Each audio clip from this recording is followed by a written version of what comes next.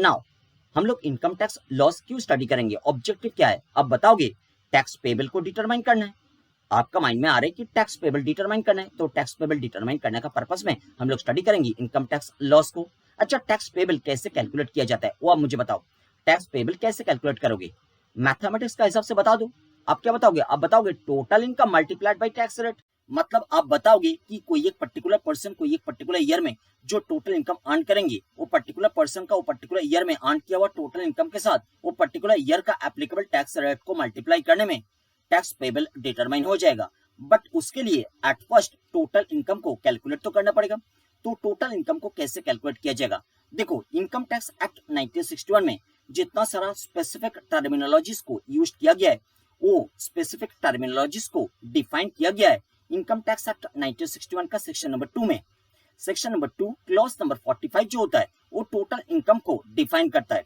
मतलब total income का मतलब क्या होता है वो बताता है। इनकम टैक्स पर्पस के लिए टोटल इनकम का मतलब क्या होता है वो बताता है इनकम टैक्स एक्ट 1961 का section number 2 clause number 45 section 2 next with in bracket first bracket 45। बात आपको समझ में आ रहा है। देखो इनकम टैक्स एक्ट 1961 का जो सेक्शन नंबर 1 होता है ना, वो सेक्शन नंबर 1 में 3 पैरामीटर्स होता है। Number 1 short title, second extent, third commencement. Short title वाला जो पैरामीटर होता है वो शॉर्ट टाइटल वाला पैरामीटर बताता है कि इनकम टैक्स एक्ट का ऑफिशियल नेम क्या है। इनकम टैक्स एक्ट का ऑफिशियल नेम है इनकम टैक्स एक्ट 1961। एक्सटेंट वाला जो पैरामीटर है वो एक्सटेंट वाला पैरामीटर बताता है इनकम टैक्स एक्ट 1961 का जियोग्राफिकल बाउंड्री क्या है, मतलब कहां तक वो एप्लीकेबल है। Geographical boundary income tax act 1961 applicable होता है होल ऑफ इंडिया में, it extends to whole of India. Next जो थर्ड पैरामीटर है that is commencement. Income tax act 1961 कब लागू हुआ है इंडिया में, इसके बारे में बताता है कमेंसमेंट वाला parameter. Income tax act 1961 India में लागू हुआ है फ्रॉम 1 अप्रैल 1962। तो इनकम टैक्स एक्ट 1961 का सेक्शन नंबर 1 के बारे में आपको आइडिया डेवलप हो गया। 1 में 3 पैरामीटर्स के बारे में बात किया गया है, short title, extent, commencement, clear. Next section number 2। Section number 2 basically income tax act 1961 में जो स्पेसिफिक टर्मिनोलॉजीज को यूज किया गया है वो स्पेसिफिक टर्मिनोलॉजीज के बारे में डेफिनेशन डाला गया है। सेक्शन नंबर 2 स्पेसिफिक टर्मिनोलॉजीज जिसको यूज किया गया है इनकम टैक्स एक्ट 1961 में उसको डिफाइन किया है। बट अगर कोई एक स्पेसिफिक टर्मिनोलॉजी को डिफाइन नहीं किया गया है इनकम टैक्स एक्ट 1961 का सेक्शन नंबर 2 में, तो वो स्पेसिफिक टर्मिनोलॉजी का मीनिंग पता करने के लिए हम लोग जाएंगे जनरल क्लॉजेस एक्ट में। जनरल क्लॉजेस एक्ट बोलकर एक एक्ट है, उसमें हम लोग जाएंगे एंड वो पर्टिकुलर टर्मिनोलॉजी का मीनिंग को पता करेंगे। अगर उसमें भी वो पर्टिकुलर टर्मिनोलॉजी को डिफाइन नहीं किया गया है तो हम लोग डिक्शनरी का मीनिंग देखेंगे। बात आपको समझ में आ गया। तो जो बात हम लोग कर रहे थे कि टोटल इनकम का मतलब क्या है, टोटल इनकम का मतलब डिफाइन किया गया है सेक्शन नंबर 2 क्लॉज नंबर 45 में। तो आप मेरा साथ लिखना स्टार्ट करो। देखो income tax equals to total income multiplied by rate of tax लिखा गया है। तो टोटल इनकम में आप एरो बना के लिखो section number 2 clause number 45 of the income tax act 1961 के अंडर हम लोग डेफिनेशन ऑफ टोटल इनकम को स्टडी करेंगे। Section number 2 of income tax act 1961 के अंडर डेफिनेशंस का सीरीज को प्रोवाइड किया गया है। सेक्शन नंबर 2 क्लॉज नंबर 1 से वो सीरीज स्टार्ट होता है। Section number 2 clause number 1 advance tax वाला पर्टिकुलर टर्मिनोलॉजी को डिफाइन करता है एंड सीरीज जाके एंड होता है सेक्शन नंबर 2 क्लॉज नंबर 48 में। Section number 2 clause number 48 zero coupon bond वाला टर्मिनोलॉजी को डिफाइन करता है। तो सेक्शन नंबर 2 के अंडर जो डेफिनेशंस का सीरीज प्रोवाइड किया गया वो डेफिनेशंस का सीरीज स्टार्ट हुआ सेक्शन नंबर 2 क्लॉज नंबर 1 में एंड एंड हुआ सेक्शन नंबर 2 क्लॉज नंबर 48 में। इसका मतलब बिल्कुल ऐसा नहीं है कि इनकम टैक्स एक्ट 1961 के अंडर सेक्शन नंबर 2 में जो डेफिनेशंस का सीरीज प्रोवाइड किया गया है वो सीरीज में केवल 48 डेफिनेशंस है। बिल्कुल ऐसा नहीं है, मोर देन 48 डेफिनेशंस है। कैसे, अब जब स्टडी करोगे आप एक्सपीरियंस करोगे सेक्शन नंबर 2 क्लॉज नंबर 1 के बाद सेक्शन नंबर 2 क्लॉज नंबर 2 आता नहीं है। सेक्शन नंबर 2 क्लॉज नंबर 1 के बाद आता है section number 2 clause number 1A 1B 1C 1D। बात आपको समझ में आ रहा है। एंड नेक्स्ट आपका माइंड में जरूर एक क्वेश्चन अराइज कर रहा है कि सेक्शन नंबर 2 क्लॉज नंबर 1 के बाद सेक्शन नंबर 2 क्लॉज नंबर 2 क्यों नहीं है, बीच में क्यों section number 2 clause number 1A 1B 1C 1D है। देखो ओरिजिनली जब लॉ को फ्रेम किया गया था 1961 में, उस टाइम में डेफिनेशंस का जो सीरीज था सेक्शन नंबर 2 में, उस सीरीज में सेक्शन नंबर 2 क्लॉज नंबर 1 के बाद सेक्शन नंबर 2 क्लॉज नंबर 2 ही आता था। मतलब बिल्कुल उस तरीका से आता था जिस तरीका से आप सोच रहे थे, पूरा सीरीज उस तरीका से ही था। बट बाद में जब वो लॉ डायनामिक एनवायरनमेंट में ऑपरेट कर रहे थे, डायनामिक एनवायरनमेंट को सेटिस्फाई करने के लिए मोर डेफिनेशंस का रिक्वायरमेंट हो गया था एंड मोर डेफिनेशंस को इंसर्ट किया गया था वो डेफिनेशन का सीरीज में अमेंडमेंट के थ्रू। ओरिजिनली जो डेफिनेशन का सीरीज था वो सीरीज अल्फाबेटिकल ऑर्डर में था, तो बाद में जब मोड डेफिनेशंस को इंसर्ट किया गया था, वो मोड डेफिनेशंस को भी अल्फाबेटिकल ऑर्डर में अरेंज करना था।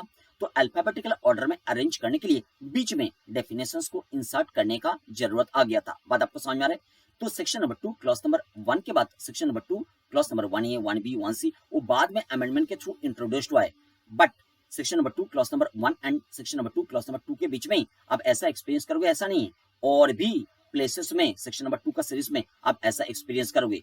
देखो, ये भी आपको नोट डाउन करना पड़ेगा कि डेफिनेशन इनकम टैक्स में केवल सेक्शन नंबर 2 में ही आता है, ऐसा नहीं है।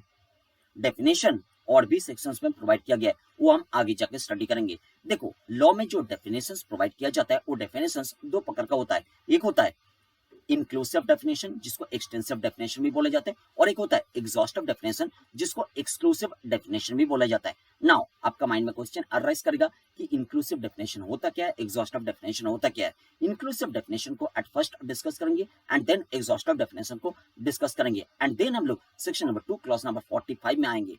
एंड कोई एक पर्टिकुलर लॉ के अंडर कोई एक पर्टिकुलर टर्मिनोलॉजी का डेफिनेशन स्टडी करने के टाइम में अगर आप ऑब्जर्व करोगे कि that particular terminology is defined to include such and such, I repeat, कोई भी एक पर्टिकुलर लॉ के अंडर कोई भी एक पर्टिकुलर टर्मिनोलॉजी का डेफिनेशन स्टडी करने के टाइम में अगर आप ऑब्जर्व करोगे कि that particular terminology is defined to include such and such, मतलब क्या है? मतलब आप कोई एक पर्टिकुलर लॉ के अंडर कोई एक पर्टिकुलर टर्मिनोलॉजी का डेफिनेशन को स्टडी कर रहे थे, एंड डेफिनेशन स्टडी करने के टाइम में आपने आइडेंटिफाई किया कि डेफिनेशन में लिखा गया है this terminology includes such and सच। जैसे आपको इंक्लूड्स वर्ड मिला तो आप अंडरस्टैंड करोगे कि दिस पर्टिकुलर टर्मिनोलॉजी को दिस पर्टिकुलर लॉ के अंडर इंक्लूसिव और एक्सटेंसिव तरीका से डिफाइन किया गया है। मतलब डेफिनेशन में जो मीनिंग डाला गया है वो मीनिंग तक वो पर्टिकुलर टर्मिनोलॉजी रेस्ट्रिक्टेड नहीं है दिस पर्टिकुलर लॉ का इंटरप्रिटेशन पर्पस के लिए। बात आपको समझ में आ रहा है? उसका मीनिंग और भी ड्रॉ किया जा सकता है, जितना लिखा गया है उसके अलावा भी ड्रॉ किया जा सकता है वो पर्टिकुलर लॉ का इंटरप्रिटेशन करने के टाइम में। बात आपको समझ में आ रहा है? इंटरप्रिटेशन का मतलब एक्सप्लेनेशन। बात क्लियर? अच्छा देखो, कोई एक पर्टिकुलर लॉ के अंडर कोई एक पर्टिकुलर टर्मिनोलॉजी का डेफिनेशन स्टडी करने के टाइम में अगर आपने ऑब्जर्व किया कि that particular terminology is defined to mean such and such, मतलब डेफिनेशन में लिखा गया है कि this terminology means, this terminology का मतलब जो पर्टिकुलर टर्मिनोलॉजी का डेफिनेशन आप स्टडी कर रहे थे, this terminology means such and such लिखा गया है। तो जैसे आपने मीन वर्ड को आइडेंटिफाई किया, आप अंडरस्टैंड कर सकते हो कि वो पर्टिकुलर टर्मिनोलॉजी को वो पर्टिकुलर लॉ के अंडर डिफाइन किया गया है। कौन सा तरीका से? एक्सक्लूसिव, एग्जॉस्टिव, रेस्ट्रिक्टिव तरीका से। एक्सक्लूसिव, एग्जॉस्टिव, रेस्ट्रिक्टिव तरीका से मतलब टर्मिनोलॉजी को जो डेफिनेशन के अंडर फिट किया गया है वो डेफिनेशन में जो मीनिंग डाला गया है वो मीनिंग तक ही वो टर्मिनोलॉजी रेस्ट्रिक्टेड है for the purpose of interpretation of that particular law under which that definition has been provided. बात क्लियर हो रही? मतलब डेफिनेशन में जो मीनिंग है उसके अलावा और कोई भी मीनिंग ड्रॉ नहीं किया जा सकता है for the purpose of interpretation of that particular law जिसके अंडर वो डेफिनेशन एग्जिस्ट कर रहे हैं। बात यहां तक क्लियर है? आगे जाके और भी क्लैरिटी मिलेगा।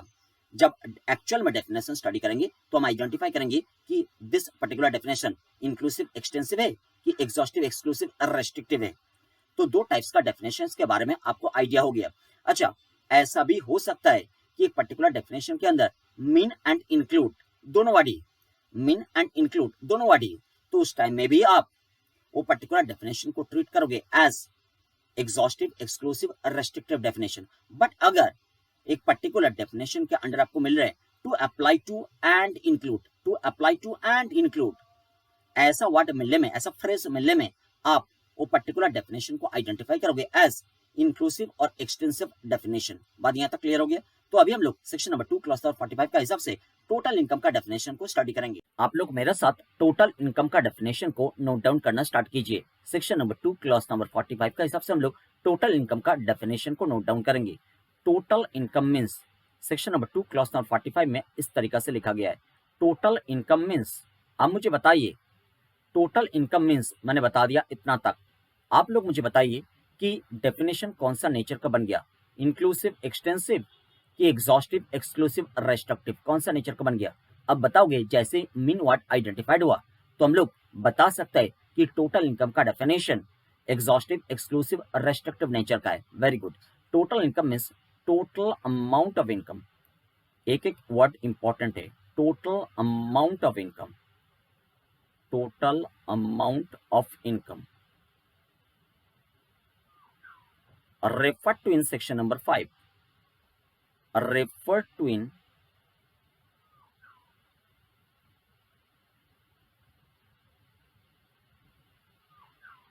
section number 5, computed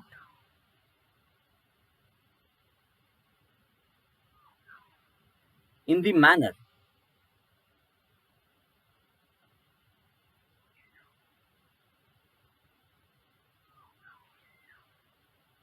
laid down in this act, laid down in this act. In this act का मतलब इनकम टैक्स एक्ट 1961। ये जो है एक कैपिटल लेटर का होगा, क्लियर। इन दिस एक्ट का मतलब income tax act 1961। And now total income का एक्चुअल मीनिंग अंडरस्टैंड करने के लिए एट फर्स्ट टोटल इनकम का जो डेफिनेशन लॉ मेकर ने सेक्शन नंबर 2 क्लॉज नंबर 45 में प्रोवाइड किया, वो डेफिनेशन को एनालाइज करना जरूरी है। वो डेफिनेशन बता रहे total income means total amount of income. आपने आइडेंटिफाई किया टोटल अमाउंट ऑफ इनकम, तो एट फर्स्ट इनकम को अंडरस्टैंड करना जरूरी है। इनकम अगर अंडरस्टैंड कर पाएंगे तभी हम लोग एनालाइज कर पाएंगे टोटल इनकम का डेफिनेशन को। देखो लॉ मेकर ने इनकम का भी डेफिनेशन प्रोवाइड किया, सेक्शन नंबर 2 क्लॉज नंबर 24 में इनकम का डेफिनेशन प्रोवाइड किया लॉ मेकर ने। इनकम का जो डेफिनेशन लॉ मेकर ने प्रोवाइड किया वो डेफिनेशन इस तरीके से स्टार्ट होता है कि इनकम इंक्लूड्स। तो आप मुझे बताइए लॉ मेकर ने इनकम का कौन सा टाइप का डेफिनेशन प्रोवाइड किया। आप बताओगे जैसे इंक्लूड वर्ड आइडेंटिफाइड हुआ, हम लोग बता सकते हैं कि लॉ मेकर ने इनकम के रेस्पेक्ट में इंक्लूसिव और एक्सटेंसिव डेफिनेशन प्रोवाइड किया है। मतलब इनकम का जो डेफिनेशन हम लोग स्टडी करेंगे वो डेफिनेशन में लॉ मेकर ने जो मीनिंग डाला वो मीनिंग तक रेस्ट्रिक्टेड नहीं रहेंगे इनकम वर्ड, मतलब उसके अलावा भी उसका मीनिंग ड्रॉ किया जा सकता है। तो लॉ मेकर ने इनकम का डेफिनेशन इस तरीका से प्रोवाइड किया, इनकम इंक्लूड्स, नीचे सब क्लॉज नंबर 1 से सब क्लॉज नंबर 18 तक आइटम्स को प्रोवाइड किया, इनकम इंक्लूड्स। उसके बाद सब क्लॉज नंबर 1 से सब क्लॉज नंबर 18 तक आइटम्स को प्रोवाइड किया गया है।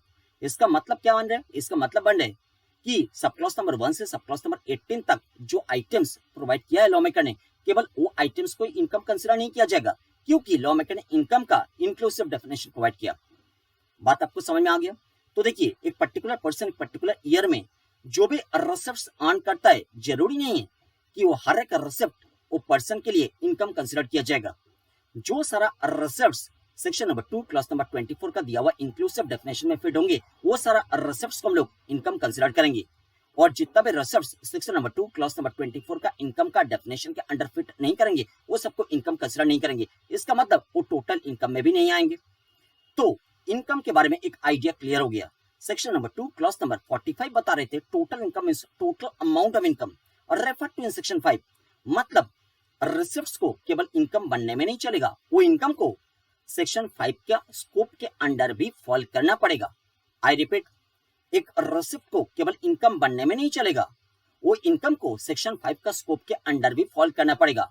टोटल इनकम में कवर्ड होने के लिए एक रिसिप्ट को एट फर्स्ट इनकम बनना पड़ेगा, फिर वो इनकम को सेक्शन 5 का स्कोप के अंडर भी फॉल करना पड़ेगा। देखो सेक्शन 5 अगर हम लोग एनालाइज करेंगे ना, सेक्शन 5 3 सेक्शंस का जन्म देता है, section number 6, section number 7, section number 9। मतलब एक पर्सन को इतना बेसिक आइडिया तो होता ही है कि कैसे टैक्स पेबल को डिटरमाइन किया जाएगा। उनको आइडिया होता है कि एक पर्टिकुलर ईयर के रेस्पेक्ट में अर्न किया हुआ टोटल इनकम को अगर मल्टीप्लाई किया जाए रेट ऑफ टैक्स से तो टैक्स पेबल डिटरमाइन हो जाएगा। तो इतना बेसिक आइडिया को लेकर वो एट फर्स्ट सर्च करने का कोशिश करेगा कि टोटल इनकम होता क्या है। तो टोटल इनकम सर्च करने के लिए जैसे वो इनकम टैक्स एक्ट 1961 में आएंगे, उसको मिलेगा टोटल इनकम का definition income tax act 1961 provide किया सेक्शन नंबर 2 क्लॉज नंबर 45 में। तो पर्टिकुलर पर्सन अपना एक पर्टिकुलर ईयर के रेस्पेक्ट में अर्न किया हुआ सारा रिसिप्ट्स को लेकर पहुंच जाएंगे section number 2 clause number 45, that is definition of total income के पास। And section number 2 clause number 45 को पूछेंगे कि मेरा पास जितना भी अर्न किया हुआ रिसिप्ट्स है, वो सारा अर्न किया हुआ रिसिप्ट्स को इकट्ठा करने में टोटल इनकम बन जाएगा ना। जैसे टोटल इनकम बनेगा I will multiply with a rate of tax, तो मेरा टैक्स पेबल डिटरमाइन हो जाएगा। टोटल इनकम वो पर्सन को बताएंगे कि ऐसे होता नहीं, आपको तो एट फर्स्ट चेक करना पड़ेगा कि आपके पास जितना सारा अर्न किया हुआ रिसिप्ट्स है उसमें से कौन सा रिसिप्ट इनकम है, कौन सा रिसिप्ट इनकम है नहीं, तो इस पर्पस के लिए आपको जाना पड़ेगा इनकम का डेफिनेशन के पास। तो particular person income tax act 1961 के अंडर इनकम का डेफिनेशन को सर्च करेंगे। सर्च करने में उसको मिलेगा कि सेक्शन नंबर 2 क्लॉज नंबर 24 में इनकम का डेफिनेशन प्रोवाइड किया गया है। तो पर्टिकुलर पर्सन अपना अर्न किया हुआ सारा रिसिप्ट्स को लेकर इनकम का डेफिनेशन के पास पहुंचेंगे एंड बताएंगे कि टोटल इनकम के पास गया था, टोटल इनकम ने आपके पास भेज दिया। अब मुझे बताइए मेरा पास जितना सारा रिसिप्ट्स है वो सारा रिसिप्ट्स में से कौन सा रिसिप्ट को इनकम कंसिडर किया जाएगा, कौन सा रिसिप्ट को इनकम कंसिडर नहीं किया जाएगा।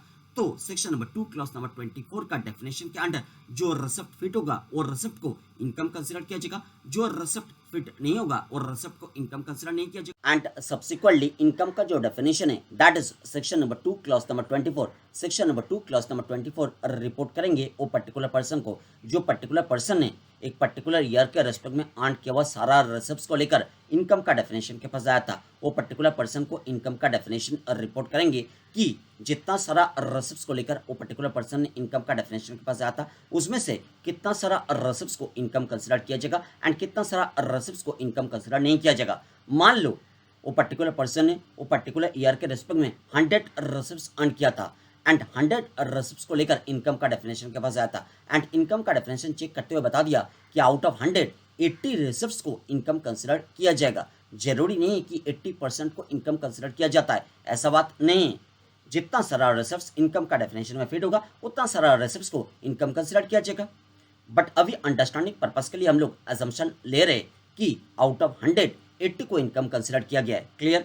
आउट ऑफ 100 80 रिसिप्ट्स इनकम का डेफिनेशन में फिट हो गया, इसीलिए 80 रिसिप्ट्स को इनकम कंसिडर किया गया है। बात क्लियर?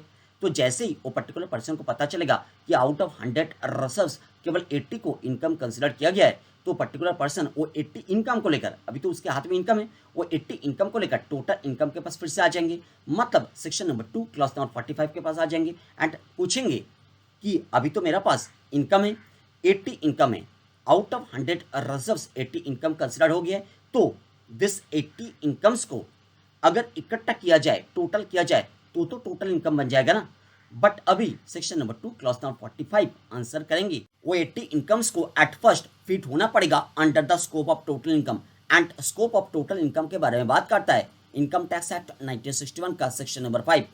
तो section number 2 clause number 45 that is definition of total income, वो पर्टिकुलर पर्सन को इंस्ट्रक्शन देंगे कि आपके पास जो 80 इनकम्स है वो 80 इनकम्स को लेकर आप चले जाइए section number 5 that is scope of total income के पास। स्कोप ऑफ टोटल इनकम आपको नेक्स्ट इंस्ट्रक्शन देंगे, तो पर्टिकुलर पर्सन अपना 80 इनकम्स को लेकर आ जाएंगे सेक्शन नंबर 5 के पास। सेक्शन नंबर 5 फर्स्ट क्वेश्चन पूछेंगे वो पर्टिकुलर पर्सन को कि आप है कौन, आपका रेसिडेंशियल स्टेटस क्या है।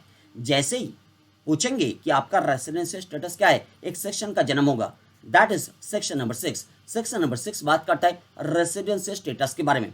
देखो एक मोटा मोटी आइडिया होना चाहिए कि जो पर्सन इंडिया का रेसिडेंट होता है, जो पर्सन इंडिया का रेसिडेंट होता है उसका ग्लोबल इनकम इंडिया में टैक्सेबल होता है। जो पर्सन इंडिया का रेसिडेंट होता है, कौन पर्सन इंडिया का रेसिडेंट होता है वो तो सेक्शन नंबर 6 को एनालाइज करना पड़ेगा। बट अभी इतना पता होना चाहिए कि जो पर्सन इंडिया का रेसिडेंट होता है उसका ग्लोबल इनकम इंडिया में टैक्सेबल होता है। मतलब अगर कोई एक पर्टिकुलर इनकम इधर तो इंडिया में एक्रू किया और वो पर्टिकुलर इनकम को इंडिया में रिसिप्ट किया गया है, दोनों में कोई भी एक फैक्टर ट्रिगर करने में हम लोग वो पर्टिकुलर इनकम को कंसिडर करेंगे एज इंडिया वाला इनकम। आई रिपीट, अगर कोई एक पर्टिकुलर इनकम इधर तो इंडिया में एक्रू किया और वो पर्टिकुलर इनकम को इंडिया में रिसिप्ट किया गया है, दोनों में कोई भी एक फैक्टर ट्रिगर करने में हम लोग कंसिडर करेंगे वो पर्टिकुलर इनकम को एज इंडिया वाला इनकम।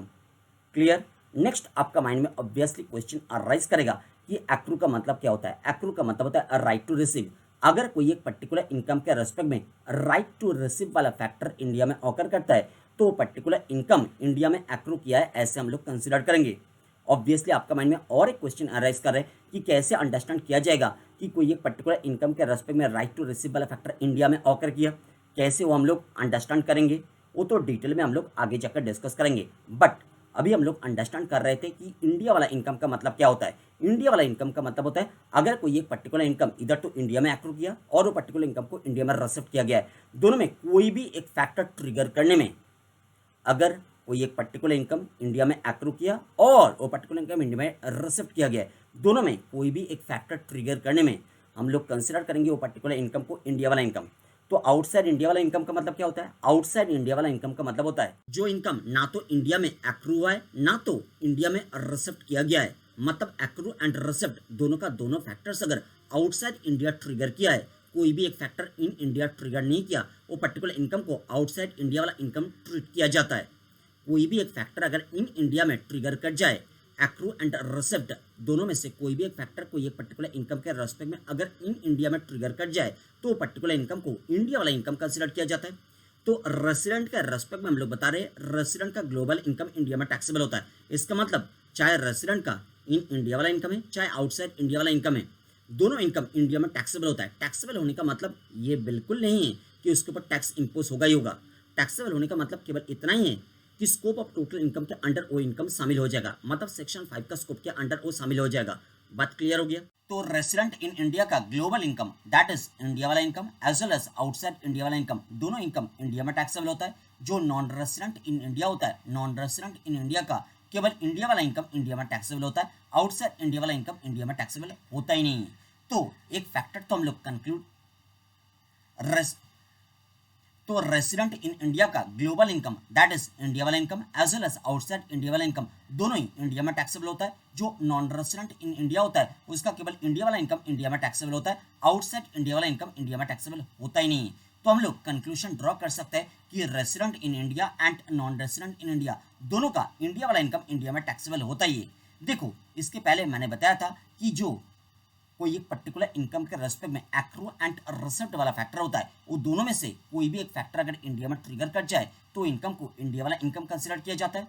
इसी कॉन्टेक्स्ट में दो पॉइंट्स बताएंगे, एक सेक्शन नंबर 7 को लेकर, दूसरा सेक्शन नंबर 9 को लेकर।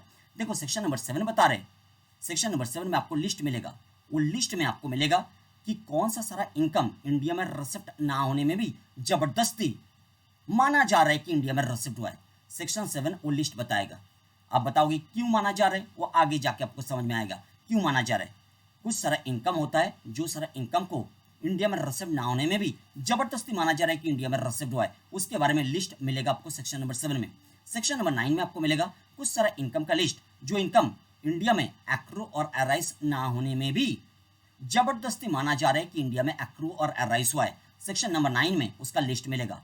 तो देखो सेक्शन नंबर 5 से 3 सेक्शन का जन्म हो गया, section number 6, section number 7, section number 9। Section number 6 बताता है रेसिडेंस स्टेटस के बारे में, सेक्शन नंबर 7 बताता है कि कौन सा सारा इनकम इंडिया में रिसिप्ट ना होने में भी जबरदस्ती माना जाएगा कि इंडिया में रिसिप्ट हुआ है।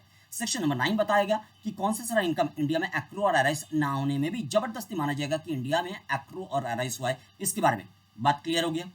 तो क्या बता रहे थे, एक पर्सन एक पर्टिकुलर ईयर के रेस्पेक्ट में अर्न किया हुआ सारा रिसिप्ट्स को लेकर section number 2 clause number 45 that is definition of total income के पास आया था and definition of total income को पूछा था कि ये सारा रिसिप्ट्स को इकट्ठा करने में टोटल इनकम बन जाएगा ना। सेक्शन नंबर 2 क्लॉज नंबर 45 उसको बताया था कि ऐसा टोटल इनकम नहीं होता है। एट फर्स्ट तो चेक करना पड़ेगा कि आपके पास जितना सारा रिसिप्ट्स है और रिसिप्ट्स में से कितना रिसिप्ट्स को इनकम कंसिडर किया जाएगा एंड कितना रिसिप्ट्स को इनकम कंसिडर नहीं किया जाएगा। एंड फॉर दैट पर्पस आपको जाना पड़ेगा इनकम का डेफिनेशन के पास, that is section number 2 clause number 24 के पास। तो पर्सन ने सेक्शन नंबर 2 क्लॉज नंबर 24 के पास गया था, उसके पास बेसिकली 100 रिसिप्ट्स था। 100 रिसिप्ट्स को लेकर उन्होंने सेक्शन नंबर 2 क्लॉज नंबर 24 को पूछा था कि बताइए आउट ऑफ 100 रिसिप्ट्स कितना रिसिप्ट्स को इनकम कंसिडर किया जाएगा। तो सेक्शन नंबर 2 क्लॉज नंबर 24 वो एक एक रिसिप्ट को चेक किया था एंड बताया था आउट ऑफ 100 रिसिप्ट्स केवल 80 receipts section number 2 clause number 24 का दिया हुआ इनकम का डेफिनेशन के अंडर फॉल कर रहा है, मतलब 80 रिसिप्ट्स को इनकम कंसिडर किया जा रहा है। तो पर्टिकुलर पर्सन ने वो 80 इनकम को लेकर फिर से आ गया था सेक्शन नंबर 2 क्लॉज नंबर 45 के पास एंड पूछा था इस बार ये 80 इनकम को इकट्ठा करने में टोटल इनकम बच जाएगा ना। तो सेक्शन नंबर 2 क्लॉज नंबर 45 बताया था नहीं अभी भी नहीं होगा, आपको अभी जाना पड़ेगा सेक्शन नंबर 5 के पास, स्कोप ऑफ टोटल इनकम के पास। And next section number 5 scope of total income को डिटरमाइन करने का पर्पस में 3 सेक्शंस का जन्म देंगे, section number 6, section number 7 and section number 9। Section number 6 बताएंगे रेसिडेंशियल स्टेटस, सेक्शन नंबर 7 बताएंगे कि कौन सा सारा इनकम इंडिया में रिसिप्ट ना होने में भी जबरदस्ती माना जाएगा कि इंडिया में रिसिप्ट हुआ है। सेक्शन नंबर 9 बताएंगे कि कौन सा सारा इनकम इंडिया में एक्रू और अराइज ना करने में भी जबरदस्ती माना जाएगा कि वो सारा इनकम इंडिया में एक्रू और अराइज किया है, इसके बारे में। तो सेक्शन नंबर 5 से 3 सेक्शंस का जन्म होता है, 6, 7 एंड 9। 6, 7 एंड 9 को लेकर सेक्शन नंबर 5 बताएंगे कि कौन सा सारा इनकम को स्कोप ऑफ टोटल इनकम में शामिल किया जाएगा। मान लो कि out of that 80 income 60 income को स्कोप ऑफ टोटल इनकम में शामिल किया सेक्शन नंबर 5 ने, तो अभी वो पर्टिकुलर पर्सन के हाथ में 60 इनकम है जो स्कोप ऑफ टोटल इनकम के अंडर शामिल हो गया। अभी वो पर्टिकुलर पर्सन वो 60 इनकम को लेकर फिर से आ गया section number 2 clause number 45 that is definition of total income के पास एंड आके पूछ रहे अभी मेरा पास 60 इनकम है जो स्कोप ऑफ टोटल इनकम के अंदर भी आ रहा है। अब बताइए इस सबको टोटल करने में, इकट्ठा करने में टोटल इनकम बन जाएगा ना। तो सेक्शन नंबर 2 क्लॉज नंबर 45 बताएंगे अभी भी नहीं होगा। सेक्शन नंबर 2 क्लॉज नंबर 45 का डेफिनेशन क्या है? सेक्शन नंबर 2 क्लॉज नंबर 45 बताता है total income is total amount of income refer to in section number 5। इतना तक तो अब आ गया। नेक्स्ट क्या लिखा हुआ है वो तो स्टडी कीजिए। Total income is total amount of income refer to in section 5 computed in the manner laid down in this act. Computed in the manner मतलब वो जो 60 इनकम है आपके पास वो 60 इनकम को कंप्यूट करना पड़ेगा in the manner laid down in this act. Act में जैसे लिखा गया है उसका हिसाब से आपको वो 60 इनकम को कंप्यूट करना पड़ेगा। तो यहां से एक नया सेक्शन का जन्म होता है दैट इज सेक्शन नंबर 14 जो बताता है क्लासिफिकेशन ऑफ इनकम के बारे में। अभी हम लोग क्लासिफिकेशन ऑफ इनकम को स्टडी करेंगे। बात समझ में आ रहा है कैसे कैसे फ्लो जा रहे हैं ये अंडरस्टैंड करना इज वेरी मच इंपॉर्टेंट। तो जो बात हम लोग बता रहे थे कि जो सारा इनकम सेक्शन नंबर 5 का स्कोप ऑफ टोटल इनकम के अंडर ऑलरेडी फॉल किया वो सारा इनकम को नेक्स्ट क्लासिफाई किया जा सकता है as per section number 14 of the income tax act 1961। I repeat, जो सारा इनकम ऑलरेडी फॉल किया सेक्शन नंबर 5 का स्कोप ऑफ टोटल इनकम के अंडर वो सारा इनकम को नेक्स्ट क्लासिफाई किया जा सकता है as per section number 14 of the income tax act 1961। Section number 14 of the income tax act 1961 income को क्लासिफाई करता है 5 कैटेगरीज में। कैटेगरीज को हम लोग इनकम टैक्स का भाषा में बोलेंगे हेड्स। तो जो सारा इनकम ऑलरेडी फॉल किया सेक्शन नंबर 5 का स्कोप ऑफ टोटल इनकम के अंडर वो सारा इनकम को 5 हेड्स में क्लासिफाई किया जा सकता है। सेक्शन नंबर 14 को स्टडी करते हुए कौन सा 5 हेड्स में क्लासिफाई किया जा सकता है वो सारा इनकम को जो सेक्शन नंबर 5 का स्कोप ऑफ टोटल इनकम के अंडर ऑलरेडी फॉल किया। 5 हेड्स होता है। Number 1 income from salaries, second income from house properties, third profits and gains from business और profession, fourth capital gain and fifth income from other sources. देखो जो story बताया, I repeat, जो सारा income already fall किया section number 5 का scope of total income के under वो सारा इनकम को नेक्स्ट क्लासिफाई किया जा सकता है section number 14 of the income tax act 1961 का हिसाब से। Section number 14 of the income tax act 1961 का हिसाब से इनकम को क्लासिफाई किया जा सकता है 5 हेड्स में, मतलब 5 कैटेगरीज में। वो 5 हेड्स बोलो और कैटेगरीज बोलो, इनकम टैक्स का भाषा में हम लोग हेड्स ही बोलेंगे, क्लियर। तो 5 हेड्स कौन कौन सा है? Number 1 income from salaries, second income from house properties, third profits and gains from business और profession, fourth capital gain and fifth income from other sources. बात यहां तक क्लियर हो गया? देखो जो सारा बात अभी तक बताया वो ऑलरेडी चार्ट में प्रेजेंटेड है। नीचे जो पेज है वो पेज में दिया गया है। अभी आगे जो डिस्कस करेंगे वो चार्ट से डिस्कस करेंगे। आप लोग आ जाओ, चार्ट में आ जाओ। देखो 5 हेड्स आपको मिल रहे। फर्स्ट हेड कौन सा है? Income from salaries. Second head कौन सा है? Income from house property. Third head कौन सा है? Profits and gains from business और प्रोफेशन। फोर्थ हेड कौन सा है? Income from capital gain. Fifth head income from other sources. Other sources यहां पे आप अदर वर्ड को लिख दो, other sources, income from other sources.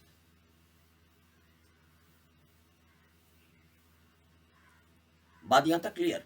तो section number 2 clause number 45 that is definition of total income. Definition of total income का instruction का हिसाब से वो पर्टिकुलर पर्सन जिसके बारे में हम लोग स्टोरी क्रिएट कर रहे हैं वो अपना 60 इनकम, जो 60 income scope of total income के अंडर ऑलरेडी फॉल किया वो 60 इनकम को लेकर एट फर्स्ट आ जाएंगे फर्स्ट हेड ऑफ इनकम के सामने। First head of income that is income from salaries and income from salaries head को पूछेंगे कि मेरा पास 60 इनकम है जो ऑलरेडी सेक्शन नंबर 5 का स्कोप ऑफ टोटल इनकम के अंडर फॉल किया। आप मुझे बताइए आउट ऑफ दिस 60 इनकम्स कितना सारा इनकम फॉल करेगा आपका पर्टिकुलर हेड के अंडर। जितना सारा income income from salaries head के अंडर फॉल करेगा वो सारा इनकम को इनकम फ्रॉम सैलरीज हेड का प्रोविजंस का हिसाब से कंप्यूट किया जाएगा। आपको टेक्निकल वर्ड याद रखना पड़ेगा, कंप्यूट किया जाएगा। I repeat, section number 2 clause number 45 that is definition of total income. Definition of total income का इंस्ट्रक्शन का हिसाब से वो पर्टिकुलर पर्सन, जो पर्टिकुलर पर्सन के बारे में हम लोग स्टोरी क्रिएट कर रहे हैं वो अपना वो 60 इनकम्स, जो 60 इनकम्स ऑलरेडी सेक्शन नंबर 5 का स्कोप ऑफ टोटल इनकम का अंडर फॉल किया वो 60 इनकम्स को लेकर एट फर्स्ट आ जाएंगे सेक्शन नंबर 14 के अनुसार जो हेड्स ऑफ इनकम क्रिएटेड हुआ है वो हेड्स ऑफ इनकम में से जो फर्स्ट हेड ऑफ इनकम है that is income from salary set, income from salary set के सामने and income from salary set को पूछेंगे कि मेरा पास 60 इनकम से जो 60 इनकम्स ऑलरेडी सेक्शन नंबर 5 का स्कोप ऑफ टोटल इनकम के अंडर फॉल किया, आप मुझे बताइए इनकम फ्रॉम सैलरी सेट कि आउट ऑफ दिस 60 इनकम्स कितना सारा इनकम आपका हेड के अंडर फिट होगा। And income from salary set के अंडर जो फर्स्ट सेक्शन होता है that is section number 15, section number 15 of the income tax act 1961 के अनुसार आइडेंटिफाई किया जाएगा कि आउट ऑफ दोस 60 इनकम्स जो 60 इनकम्स सेक्शन नंबर 5 का स्कोप ऑफ टोटल इनकम के अंडर फॉल किया था, उसमें से कितना सारा इनकम्स फिट होंगे इनकम फ्रॉम सैलरी सेट के अंडर। बात क्लियर? तो सेक्शन नंबर 15 के अनुसार जो सारा इनकम्स फिट हो जाएंगे इनकम फ्रॉम सैलरी सेट के अंडर, वो सारा इनकम्स का नेक्स्ट कंप्यूटेशन किया जाएगा इनकम फ्रॉम सैलरी सेट का रिमेनिंग सेक्शंस के अनुसार, रिमेनिंग प्रोविजंस के अनुसार। रिमेनिंग कौन सा सेक्शंस होता है इनकम फ्रॉम सैलरी सेट के under? Section number 16 and section number 17। तो basically income from salary set के अंडर 3 सेक्शंस होता है, section number 15, section number 16 and section number 17। बात यहाँ तक क्लियर? तो आप यहाँ पे नोट डाउन करना स्टार्ट करो। इनकम फ्रॉम सैलरी सेट के अंडर 3 सेक्शन होता है, section number 15 to section number 17, 15, 16, 17। बात क्लियर? एंड जो रिमेनिंग इनकम्स रह जाएंगे मतलब आउट ऑफ दो 60 इनकम्स जितना सारा इनकम्स फिट हो गया है इनकम फ्रॉम सैलरी सेट के अंडर, उसके अलावा जितना सारा इनकम्स अभी भी रह गया है वो पर्टिकुलर पर्सन के हाथ में, वो सारा इनकम्स को लेकर वो एट फर्स्ट आएंगे income from house property head के सामने एंड हाउस प्रॉपर्टी हेड भी आइडेंटिफाई करेंगे कि कौन सा सारा इनकम हाउस प्रॉपर्टी हेड के अंडर फीड होगा। जो सारा इनकम हाउस प्रॉपर्टी हेड के अंडर फीड होगा वो सारा इनकम को लेकर हाउस प्रॉपर्टी हेड कंप्यूटेशन करेंगे। फिर जो रिमेनिंग इनकम रह जाएगा उसको लेकर वो पर्टिकुलर पर्सन जाएंगे नेक्स्ट हेड के पास। नेक्स्ट हेड होता है profits and gains from business और प्रोफेशन। इस तरीका से चलते रहेगा। बात आपको समझ में आ रहा है? तो आपको पता होना जरूरी है कि कौन सा पर्टिकुलर हेड के अंडर कौन सा सारा सेक्शंस एप्लीकेबल है। तो इनकम फ्रॉम सैलरी सेट के अंडर तो पता चल गया सेक्शन नंबर 15 टू 17 होता है। Income from house property head के अंडर कौन सा सारा सेक्शंस होता है आप नोट डाउन करो, section number 22 to section number 27, section number 22 to section number 27। ये होता है range income from house property head के अंडर प्रोविजंस का। नेक्स्ट पीजीबीपी, पीजीबीपी हेड के अंडर जो प्रोविजंस का रेंज होता है that is section number 28 to section number 44 dB, section number 28 to section number 44 DB. D भी कैपिटल में लिखोगे, बी भी कैपिटल में ही लिखोगे। नेक्स्ट जो हेड होता है that is capital gain head. Capital gain head के अंडर जो प्रोविजंस का रेंज होता है that is section number 45 to section number 55A, 45 to 55A। Last जो हेड होता है that is income from other sources. Income from other sources head के under जो प्रोविजंस का रेंज होता है that is section number 56 to section number 59, to section number 59। बात यहां तक क्लियर होगी? तो आपको याद रखना पड़ेगा कि एक पर्टिकुलर पर्सन एक पर्टिकुलर ईयर में जितना भी रिसिप्ट्स अर्न करेंगे जरूरी नहीं है कि वो सारा अर्न्ड रिसिप्ट्स को इनकम कंसिडर किया जाएगा। Out of those earned receipts जितना सारा अर्न्ड रिसिप्ट्स फॉल करेंगे सेक्शन नंबर 2 क्लास नंबर 24 का दिया हुआ इनकम का डेफिनेशन के अंडर वो सारा अर्न्ड रिसिप्ट्स को इनकम कंसिडर किया जाएगा। एंड देन वो सारा इनकम्स में से जितना सारा इनकम्स सेक्शन नंबर 5 का दिया हुआ स्कोप ऑफ टोटल इनकम के अंडर फॉल करेंगे वो सारा इनकम्स को टैक्सेबल इनकम कंसिडर किया जाएगा। इसका मतलब ये भी नहीं है कि वो सारा टैक्सेबल इनकम के ऊपर टैक्स इंपोज हो जाएगा। Out of all those taxable incomes जो सारा इनकम्स सेक्शन नंबर 14 का दिया हुआ क्लासिफिकेशन ऑफ इनकम के अंडर डिफरेंट हेड्स में फिट होंगे वो सारा इनकम्स को प्रोसेस किया जाएगा। लॉ का भाषा में बोलेंगे तो कंप्यूट किया जाएगा। तो सेक्शन नंबर 2 क्लॉज नंबर 45 का दिया हुआ जो टोटल इनकम का डेफिनेशन से हम लोग डिस्कशन स्टार्ट किया था वो डेफिनेशन बता रहे थे total income is total amount of income refer to in section 5 computed in the manner laid down in this act. तो हम लोग अभी कंप्यूटेशन स्टेज में हैं। नाउ इसी कॉन्टेक्स्ट में आपका माइंड में जो 2-4 क्वेश्चंस अराइज कर रहा है उसका हम आंसर करेंगे। एट फर्स्ट पर्सन का मतलब क्या होता है? देखो पर्सन का मतलब होता है हु कैन अर्न इनकम, जो भी इनकम अर्न कर सकता है उसको हम लोग पर्सन बताएंगे। आप इनकम अर्न कर सकते हो यस, आप इनकम अर्न कर सकते हो, अभी अर्न नहीं कर रहे हो अलग बात है, बट आप इनकम अर्न कर सकते हो। जो भी इनकम अर्न कर सकता है उसको हम लोग पर्सन बोलेंगे। एंड जैसे ही वो पर्सन इनकम अर्न करना स्टार्ट कर देंगे उसको हम लोग इनकम टैक्स लॉ का भाषा में बोलेंगे एसएसी। बात समझ में आ रहा है? पर्सन एंड एसएसी के बीच में फर्क क्या है? पर्सन का मतलब हम लोग कॉन्सेप्चुअली डिस्कशन को कैरी ऑन कर रहे हैं। पर्सन का मतलब जो इनकम कमा सकता है, एंड जैसे वो कमाना स्टार्ट कर देंगे उसको हम लोग एसएससी बोलेंगे लॉ का भाषा में। क्लियर? एंड नेक्स्ट ऑब्वियसली एक काउंटर क्वेश्चन अराइज करेगा कि अगर एक डॉग शो में पार्टिसिपेट करता है एंड वो पर्टिकुलर डॉग शो में पार्टिसिपेट करते हुए फर्स्ट प्राइज विन करता है ऑफ ₹10 लाख, तो वो डॉग को भी हम लोग एसएससी बोलेंगे क्या? नहीं, डॉग को एसएससी नहीं बोलेंगे। जहां पे मालिक का कॉन्सेप्ट आता है, डॉग का मालिक होना हमारा कंट्री में पॉसिबल है, यस पॉसिबल है, तो डॉग का मालिक को एसएससी बोलेंगे, डॉग को नहीं बोलेंगे। ऐसे ही अगर एक हाउस प्रॉपर्टी को, एक बिल्डिंग को रेंट पे देते हुए पैसा अर्न किया जा रहा है तो वो बिल्डिंग एसएससी नहीं है, बिल्डिंग का मालिक एसएससी है। अगर एक बच्चा 2 महीने का बच्चा एडवर्टाइजमेंट में पार्टिसिपेट करता है एंड पैसा अर्न करता है तो बच्चा एसएससी है कि बच्चे का पेरेंट्स एसएससी है? हमारा देश में बच्चा का मालिक होना पॉसिबल है? नहीं है। गार्जियन हो सकता है, मालिक नहीं हो सकता है। तो यहाँ पे बच्चा खुद ही एसएससी है। आपका माइंड में क्वेश्चन अराइज करेगा कि वो बच्चा कैसे टैक्स भरेंगे? बच्चा नहीं बढ़ेंगे, बच्चे को रिप्रेजेंट करते हुए उनका पेरेंट्स बढ़ेंगे, वो अलग बात है, बट बच्चा खुद एसएससी है। बात क्लियर हो गया? जो इनकम अर्न कर रहा है वो एसएससी है। जहां पे मालिक का कॉन्सेप्ट आ जाता है वहां पे जो इनकम अर्न कर रहा है उसका मालिक एसएससी है। बात क्लियर है? तो जो बात ऑलरेडी हम लोग कर रहे थे कंप्यूटेशन ऑफ इनकम के बारे में, अभी आपको कंप्लीटली फोकस करना पड़ेगा on that particular topic, computation of income.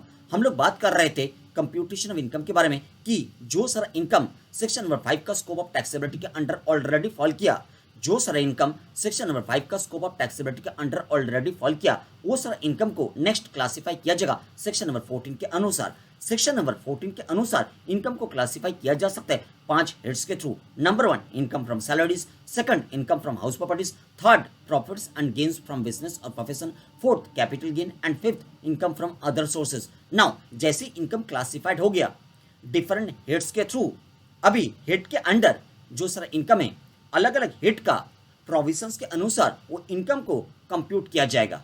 मतलब जो सारा इनकम सैलरी सेट के अंडर फॉल किया, सैलरी सेट का प्रोविजंस के अनुसार वो सारा इनकम का कंप्यूटेशन किया जाएगा। जो सारा इनकम हाउस प्रॉपर्टी सेट के अंडर फॉल किया वो सारा इनकम का कंप्यूटेशन किया जाएगा हाउस प्रॉपर्टी हेड के अंडर प्रोविजंस के अनुसार। जो सारा इनकम फॉल किया PGBP profits and gains from business और प्रोफेशन हेड के अंडर, वो सारा इनकम का कंप्यूटेशन किया जाएगा PGBP profits and gains from business और प्रोफेशन हेड का प्रोविजंस के अनुसार। जो सारा इनकम फॉल किया कैपिटल गेन हेड के अंडर, वो सारा इनकम का कंप्यूटेशन किया जाएगा कैपिटल गेन हेड के अंडर प्रोविजंस के अनुसार। जो सारा इनकम फॉल किया income from other sources head के अंडर, वो सारा इनकम का कंप्यूटेशन किया जाएगा income from other sources head के अंडर जो प्रोविजंस है वो प्रोविजंस के अनुसार। देखो जैसी इनकम का कंप्यूटेशन होता है ना, हो सकता है कुछ इनकम वो कंप्यूटेशन में प्रोसेस से बाहर हो जाएगा।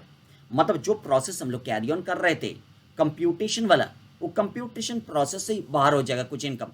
तो बेसिकली जो सारा income computation of total income का अल्टीमेट प्रोसेस में डिफरेंट हेड्स के अंडर इनकम का जो कंप्यूटेशन चलता है वो कंप्यूटेशन स्टेज में ही बाहर हो जाता है टोटल इनकम का अल्टीमेट कंप्यूटेशन प्रोसेस से। उसका वो बाहर हो जाने का इंसिडेंस को बोलते हैं एग्जिमिशन। उसका वो बाहर हो जाने का इंसिडेंस को बोलते हैं एग्जिमिशन। मतलब वो पर्टिकुलर इनकम है तो इनकम, मतलब वो सेक्शन नंबर 2 क्लॉज नंबर 24 से पास किया, फिर वो सेक्शन नंबर 5 से भी पास किया, मतलब स्कोप ऑफ टैक्सेबिलिटी के अंडर भी वो फॉल किया, फिर सेक्शन नंबर 14 के अनुसार वो कोई ना कोई एक पर्टिकुलर हेड के अंडर क्लासिफाइड भी हो गया।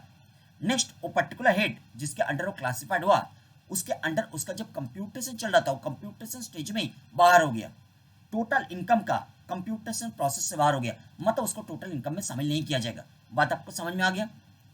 तो वो जो बाहर हो गया वो बाहर हो जाने का इंसिडेंस को बोलते हैं एग्जिमिशन। एंड इनकम टैक्स एक्ट 1961 के अंडर जो सेक्शन नंबर 10 होता है वो सेक्शन नंबर 10 एग्जम्पशन प्रोविजंस के बारे में एक डेडिकेटेड सेक्शन होता है। सेक्शन नंबर 10 के अंडर क्लॉज नंबर 1 से क्लॉज नंबर 50 तक एग्जिस्ट करता है। इसका मतलब बिल्कुल ऐसा नहीं है कि आप सिंप्लीफाइड कंक्लूजन ड्रॉ करोगे कि सेक्शन नंबर 10 जो एग्जम्पशन के बारे में डेडिकेटेड सेक्शन है वो सेक्शन के अंडर 50 क्लॉजेस केवल एग्जिस्ट करता है। बिल्कुल ऐसा नहीं है, क्योंकि सेक्शन नंबर 10 के अंडर बहुत बार अमेंडमेंट आ चुका है। अमेंडमेंट के थ्रू न्यू क्लॉजेस को इंट्रोड्यूस्ड भी किया गया है एंड एग्जिस्टिंग क्लॉजेस को डिलीट भी किया गया है। जैसे हम आपको बता रहे हैं सेक्शन नंबर 10 क्लॉज नंबर 1 के बाद सेक्शन नंबर 10 क्लॉज नंबर 2 आता है, then section number 10 clause number 2A आता है, and then section number 10 clause number 3 deleted हो गया, देन आता है सेक्शन नंबर 10 क्लॉज नंबर 4। इस तरीका से तो देखो सेक्शन नंबर 10 क्लॉज नंबर 1 से सेक्शन नंबर 10 क्लॉज नंबर 50 तक जो डिफरेंट क्लॉजेज है, अलग अलग क्लॉजेज में अलग अलग एग्जेम्पशन के बारे में कंडीशनल प्रोविजंस डाला गया है। तो अगर कोई एक पर्टिकुलर इनकम है तो इनकम, फिर वो स्कोप ऑफ टैक्सेबिलिटी के अंडर भी फॉल किया, फिर वो सेक्शन नंबर 14 का हिसाब से कोई एक पर्टिकुलर हेड के अंडर क्लासिफाइड भी हो गया, होने के बाद अगर सेक्शन नंबर 10 का जो डिफरेंट क्लॉजेस है कोई एक पर्टिकुलर क्लॉज का एग्जेम्पशन के बारे में जो कंडीशनल प्रोविजंस को सेटिस्फाई करे, तो वो पर्टिकुलर इनकम टोटल इनकम का कंप्यूटेशन प्रोसेस में जब उसका कंप्यूटेशन चल रहा था एक पर्टिकुलर हेड के अंडर, वो कंप्यूटेशन स्टेज में ही टोटल इनकम का अल्टीमेट कंप्यूटेशन प्रोसेस से बाहर हो जाएगा। उसका वो बाहर हो जाने को हम लोग बोल रहे हैं एग्जिबिशन। बात आपको समझ में आ रहा है? मतलब एग्जिबिशन कौन सा स्टेज में बेसिकली ऑकर करता है, हम आपको दिखा रहे हैं। दिस पर्टिकुलर स्टेज में एग्जिबिशन प्रोविजन ऑकर कर जाता है। बात आपको समझ में आया? क्लियर हो गया? तो नेक्स्ट आपका माइंड में जरूर एक क्वेश्चन अराइज करेगा कि एग्जिबिशन का प्रैक्टिकल सिग्निफिकेंस होता क्या है। देखो, अगर कोई एक पर्टिकुलर पर्सन का टोटल इनकम का कंप्यूटेशन हम लोग कर रहे हैं, टोटल इनकम का कंप्यूटेशन में कोई एक पर्टिकुलर इनकम अगर एग्जिबिशन के थ्रू बाहर हो गया, इसका मतलब वो पर्टिकुलर पर्सन का टोटल इनकम रिड्यूस्ड कर जाएगा। तो टोटल इनकम अगर रिड्यूस्ड कर जाएगा, टोटल इनकम के साथ टैक्स रेट को मल्टीप्लाई किया जाता है, तो उसका टैक्स पेबल भी कम हो जाएगा। बात क्लियर हो रही है? तो एग्जिबिशन का एक्चुअल में मतलब होता है जो पर्टिकुलर पर्सन का टोटल इनकम का कंप्यूटेशन प्रोसेस में एक पर्टिकुलर इनकम एग्जम्प्ट हो गया, वो पर्टिकुलर पर्सन का टैक्स पेबल वाला फिगर कम हो जाएगा। बात यहां तक क्लियर हो गया? एंड मोर इंटरेस्टिंगली इसी स्टेज में और एक कॉन्सेप्ट भी ऑकर करता है, जो कॉन्सेप्ट को डिडक्शन का नाम से जाना जाता है। तो आपने एग्जिबिशन के बारे में स्टडी किया, अभी आपको स्टडी करना पड़ेगा डिडक्शन के बारे में, एंड देन दोनों का डिफरेंसेस भी अंडरस्टैंड करना पड़ेगा। देखो, डिडक्शन होता क्या है? जो अलग अलग हेड्स ऑफ इनकम होता है, हर एक हेड का इनकम का कंप्यूटेशन का दो स्टेज होता है, एक होता है ग्रॉस स्टेज, एक होता है नेट स्टेज। मतलब एट फर्स्ट ग्रॉस वो पर्टिकुलर हेड का इनकम को कंप्यूट किया जाता है, देन नेट वो पर्टिकुलर हेड का इनकम को कंप्यूट किया जाता है। जैसे एट फर्स्ट सैलरी सेट के अंडर ग्रॉस सैलरीज कंप्यूट किया जाएगा, देन नेट सैलरीज को कंप्यूट किया जाएगा। ऐसे हाउस प्रॉपर्टी सेट के अंडर भी gross house property income compute किया जाएगा, then net house property income compute किया जाएगा। पीजीबीपी का भी ग्रॉस पीजीबीपी कंप्यूट किया जाएगा, देन नेट पीजीबीपी कंप्यूट किया जाएगा। कैपिटल गेन हेड का भी ग्रॉस कैपिटल गेन कंप्यूट किया जाएगा, then net capital gain compute किया जाएगा। ऐसे अदर सोर्सेज हेड का भी ग्रॉस अदर सोर्सेज हेड का इनकम कंप्यूट किया जाएगा, then net other sources head का इनकम को कंप्यूट किया जाएगा। बात यहां तक क्लियर हो गया? And out of all this 5 heads of income at first हम लोग हर एक हेड के अंडर ग्रॉस इनकम को कंप्यूट करता है, देन ग्रॉस इनकम से डिडक्शन नाम का एलिमेंट को इनकम टैक्स प्रोविजंस का हिसाब से हम लोग लेस करते हैं। लेस करने के बाद जो कैलकुलेटेड रिड्यूस्ड फिगर बनता है, वो कैलकुलेटेड रिड्यूस्ड फिगर को हम लोग कॉल करता है एज नेट इनकम। बात क्लियर? एट फर्स्ट हर एक हेड के अंडर ग्रॉस इनकम को कंप्यूट किया जाता है, ग्रॉस इनकम से इनकम टैक्स प्रोविजंस का हिसाब से डिडक्शन नाम का एलिमेंट को लेस किया जाता है। लेस करने के बाद जो कैलकुलेटेड रिड्यूस्ड फिगर बनता है, वो कैलकुलेटेड रिड्यूस्ड फिगर को हम लोग कॉल करता है एज नेट इनकम। तो डिडक्शन का बेसिक कॉन्सेप्ट होता क्या है? डिडक्शन का बेसिक अंडरस्टैंडिंग आप डेवलप करोगे कि हर एक हेड के अंडर जो ग्रॉस इनकम होता है, वो ग्रॉस इनकम अर्न करने के लिए जितना सारा एक्सपेंडिचर्स को इनकट किया जाता है, उसमें से जो सारा एक्सपेंडिचर्स को इनकम टैक्स प्रोविजंस का हिसाब से लेस करने का परमिशन मिलता है, वो सारा एक्सपेंडिचर्स का लेस होने का प्रक्रिया को बोलता है डिडक्शन। बात क्लियर हो रही है? हर एक हेड के अंडर डिडक्शन का अलग से प्रोविजंस होता है। सैलरी हेड बोलो, हाउस प्रॉपर्टी हेड बोलो, पीजीबीपी हेड बोलो, कैपिटल गेन हेड बोलो और अदर सोर्सेज हेड बोलो, हर एक हेड के अंडर डिडक्शन के लिए अलग से प्रोविजंस होता है। तो ग्रॉस इनकम अर्न करने के लिए जो सारा एक्सपेंडिचर्स को इनकट किया जाता है, वो सारा एक्सपेंडिचर्स में से जो सारा एक्सपेंडिचर्स को लॉ मेकर अलाउ कर रहे ग्रॉस इनकम से लेस करने के लिए, वो सारा एक्सपेंडिचर्स का लेस होने का प्रक्रिया को बोला जाता है डिडक्शन। देखो, एग्जिबिशन कहां ऑकर करता है एंड डिडक्शन कहां ऑकर करता है? एग्जिबिशन का मतलब होता है ग्रॉस इनकम का कंप्यूटेशन में जो इनकम बाहर हो जाता है, ग्रॉस इनकम का कंप्यूटेशन में सेक्शन नंबर 10 का हिसाब से जो सारा इनकम एग्जम्प्ट हो जाता है, मतलब ग्रॉस इनकम का कैलकुलेशन से बाहर हो जाता है, वो सारा इनकम का बाहर हो जाने का प्रक्रिया को बोलता है एग्जिबिशन। तो एग्जिबिशन तो फर्स्ट स्टेज में ऑकर किया, ग्रॉस इनकम का कंप्यूटेशन में बाहर हो गया, देन जो ग्रॉस इनकम हम लोग कंप्यूट करेंगे, वो ग्रॉस इनकम से इनकम टैक्स प्रोविजंस का हिसाब से एक्सपेंडिचर को लेस करेंगे। तो एक्सपेंडिचर का लेस होने को बोलता है डिडक्शन। तो डिडक्शन तो ग्रॉस इनकम के बाद ऑकर कर रहे हैं, एग्जम्पशन ग्रॉस इनकम का कंप्यूटेशन में ही बाहर हो गया था ग्रॉस इनकम से। तो एग्जम्पशन का जो स्टेज है वो ग्रॉस इनकम के पहले ऑकर किया, ग्रॉस इनकम तक रीच होने के पहले ही ऑकर कर गया एग्जम्पशन का कॉन्सेप्ट, बट डिडक्शन का कॉन्सेप्ट ग्रॉस इनकम के बाद ऑकर कर रहे हैं। तो एग्जम्पशन फर्स्ट ऑकर कर रहे हैं, देन डिडक्शन ऑकर कर रहे हैं, ये बात याद रखना पड़ेगा। एंड नेक्स्ट स्टेज में हम लोग कंजिक्यूटिवली दो एडजस्टमेंट्स को कैरी ऑन करेंगे। Number one adjustment clubbing of income and second adjustment set off carry forward and set off losses. तो फर्स्ट जो एडजस्टमेंट है that is clubbing of income.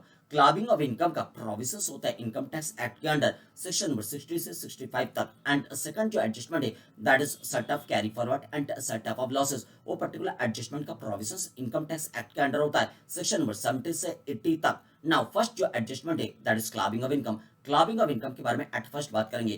Clubbing of income understand करने के लिए clubbing of income का basic background understand करना जरूरी है। मानो कि एक पर्टिकुलर पर्सन एक पर्टिकुलर ईयर का स्टार्टिंग में अपना टोटल इनकम को एस्टिमेट किया एंड उसका एस्टिमेटेड टोटल इनकम कैलकुलेटेड होकर शो हो रहे और ₹6 लाख एंड वो पर्टिकुलर ईयर के रेस्पेक्ट में मान लो कि लॉ मेकर बता रहे अप टू ₹5 लाख तक टोटल इनकम अर्न करने में, अप टू ₹5 लाख तक टोटल इनकम के अगेंस्ट में कोई भी टैक्स इंपोज नहीं होगा, क्योंकि लॉ मेकर मान लो कि बता रहे अप टू ₹5 लाख तक टोटल इनकम अर्न करना घर चलाने के लिए जरूरी है। तो इसलिए वो अप टू ₹5 लाख तक टोटल इनकम के अगेंस्ट में टैक्स इंपोज करके कोई ऑब्लिगेशन डाला नहीं जाएगा। But above ₹5 lakh up to ₹10 lakh तक जो भी एक्सेस टोटल इनकम अर्न किया जाएगा वो एक्सेस टोटल इनकम के अगेंस्ट में 20% रेट पर टैक्स इंपोज होगा। एंड अबव ₹10 लाख जो भी एक्सेस टोटल इनकम अर्न किया जाएगा वो एक्सेस टोटल इनकम के अगेंस्ट में 30% रेट पर टैक्स इंपोज होगा। तो जो पर्टिकुलर पर्सन के बारे में स्टोरी बता रहे वो पर्टिकुलर पर्सन ने देख लिया कि अगर वो ₹6 लाख तक टोटल इनकम अर्न करेंगे अप टू ₹5 लाख तक टोटल इनकम के अगेंस्ट में तो कोई टैक्स इंपोज नहीं होगा। But above ₹5 lakh up to ₹6 lakh जो एक्सेस 1 लाख और टोटल इनकम अर्न करेंगे वो टोटल इनकम के अगेंस्ट में 20% रेट पर टैक्स इंपोज होगा, मतलब 20,000 टैक्स वो पर्टिकुलर पर्सन को पे करना पड़ेगा। तो दिस पर्टिकुलर फैक्ट को देखते हुए वो पर्टिकुलर पर्सन ने टैक्स इवेशन करने के लिए डिसाइड कर लिया एंड उन्होंने ऐसा टाइप का टैक्स इवेशन का स्कीम बनाया। उन्होंने क्या किया, उन्होंने देखा 6 लाख टोटल इनकम जो एस्टिमेटेड 6 लाख टोटल इनकम है उसमें कौन कौन सा कंपोनेंट है। उन्होंने देखा नंबर 1 वो पर्टिकुलर पर्सन जॉब करते हैं एक पर्टिकुलर ऑर्गेनाइजेशन का एम्प्लॉई है, तो वो पर्टिकुलर पर्सन ने अपना estimated salary from employment calculate किया ऑफ ₹4 लाख एंड वो पर्टिकुलर पर्सन ने डिवेंचर्स में भी पैसा निवेश किया था। तो डिवेंचर्स से वो पर्टिकुलर पर्सन को इंटरेस्ट अर्न होगा, उन्होंने कैलकुलेट किया ऑफ ₹2 लाख। तो उन्होंने एस्टिमेटेड टोटल इनकम कैलकुलेट किया ₹4 लाख प्लस ₹2 लाख ₹6 लाख एंड उनका वाइफ का कोई इनकम है नहीं, वाइफ कमाता नहीं है। तो पर्टिकुलर पर्सन ने क्या किया, अपना डिवेंचर्स को अपना वाइफ के नाम पे ट्रांसफर कर दिया बाय वे ऑफ गिफ्ट कर दिया अपना वाइफ को लीगली। तो अभी जो डिवेंचर्स का इंटरेस्ट है वो किसका नाम पे आएगा, वाइफ के नाम पे आएगा। तो पर्टिकुलर पर्सन ने उनका टोटल इनकम शो करेंगे सैलरी से ₹4 लाख और कोई इनकम है नहीं एंड उनका वाइफ टोटल इनकम शो करेंगी डिवेंचर्स का इंटरेस्ट ₹2 लाख। तो दोनों पर्सन ने अपना इनकम को 5 लाख के नीचे दिखाया, तो किसी के ऊपर भी टैक्स इंपोज नहीं होगा, दोनों ही टैक्स से बच जाएंगे। तो 20,000 जो टैक्स वो पर्टिकुलर पर्सन के अगेंस्ट में आना था वो पर्टिकुलर पर्सन ने वो टैक्स को इवेट कर दिया, चोरी कर दिया। बात आपको समझ में आ रहा है। क्लबिंग का प्रोविजंस इसीलिए डाला गया है कि अगर कोई एक पर्सन ऐसा करेंगे, मतलब अगर कोई एक particular person tax evasion purpose के लिए अपना टोटल इनकम को सप्रेस करेंगे, अपना कुछ एक्सटेंट तक इनकम को और किसी के नाम पे लीगली ट्रांसफर करके, तो लीगली वो दूसरे पर्सन के नाम पे इनकम आने के बाद भी वो इनकम को वो फर्स्ट पर्सन का इनकम में जोड़ा जाएगा इनकम टैक्स पर्पस के लिए। बात आपको समझ में आ रहा है। इसको बोलते हैं clubbing of income. Clubbing of income का प्रोविजंस इनकम टैक्स एक्ट के अंडर होता है सेक्शन नंबर 60 से 65 तक। क्लबिंग समझ में आ गया। तो क्लबिंग वाला जो इनकम का एडजस्टमेंट हम लोगों ने लिखा उसमें आप लिख दो ब्रैकेट में section number 60 to 65, section number 60 to 65, मेरा साथ लिखो section number 60 to 65, 60 to 65। Next set off carry forward and set off losses.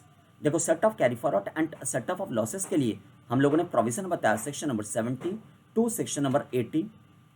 अभी इसके बारे में हम लोग डिस्कशन स्टार्ट करेंगे कि set off carry forward and set off losses होता क्या है। फर्स्ट तो आपको एडजस्टमेंट याद रखना पड़ेगा, set off carry forward and set off losses. Now set off carry forward and set off losses होता क्या है।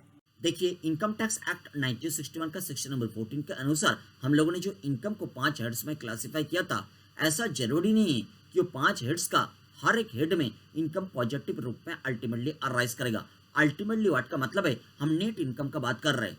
मतलब एट फर्स्ट हर एक हेड में ग्रॉस इनकम को कैलकुलेट किया जाता है, फिर ग्रॉस इनकम कैलकुलेशन के बाद डिडक्शन लेस किया जाता है, डिडक्शन लेस करने के बाद नेट इनकम कैलकुलेटेड होता है। तो अल्टीमेटली नेट इनकम पॉजिटिव होगा ऐसा बात नहीं है, हर एक हेड में नेट इनकम पॉजिटिव होगा ऐसा बात नहीं है। तो कौन सा सर हेड में नेगेटिव इनकम भी अराइज कर सकता है, मतलब लॉस भी अराइज कर सकता है, इसके बारे में आइडिया करने के लिए आपको एट फर्स्ट आइडिया होना चाहिए वो हर एक हेड के बारे में थोड़ा थोड़ा। तो चलो हर एक हेड के बारे में थोड़ा थोड़ा आइडिया डेवलप कर लेते, बाद में जाके हर एक हेड का डिटेल डिस्कशन तो होगा ही।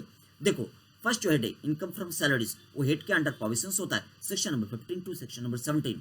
सैलरीज हेड के अंडर कौन सा इनकम आता है?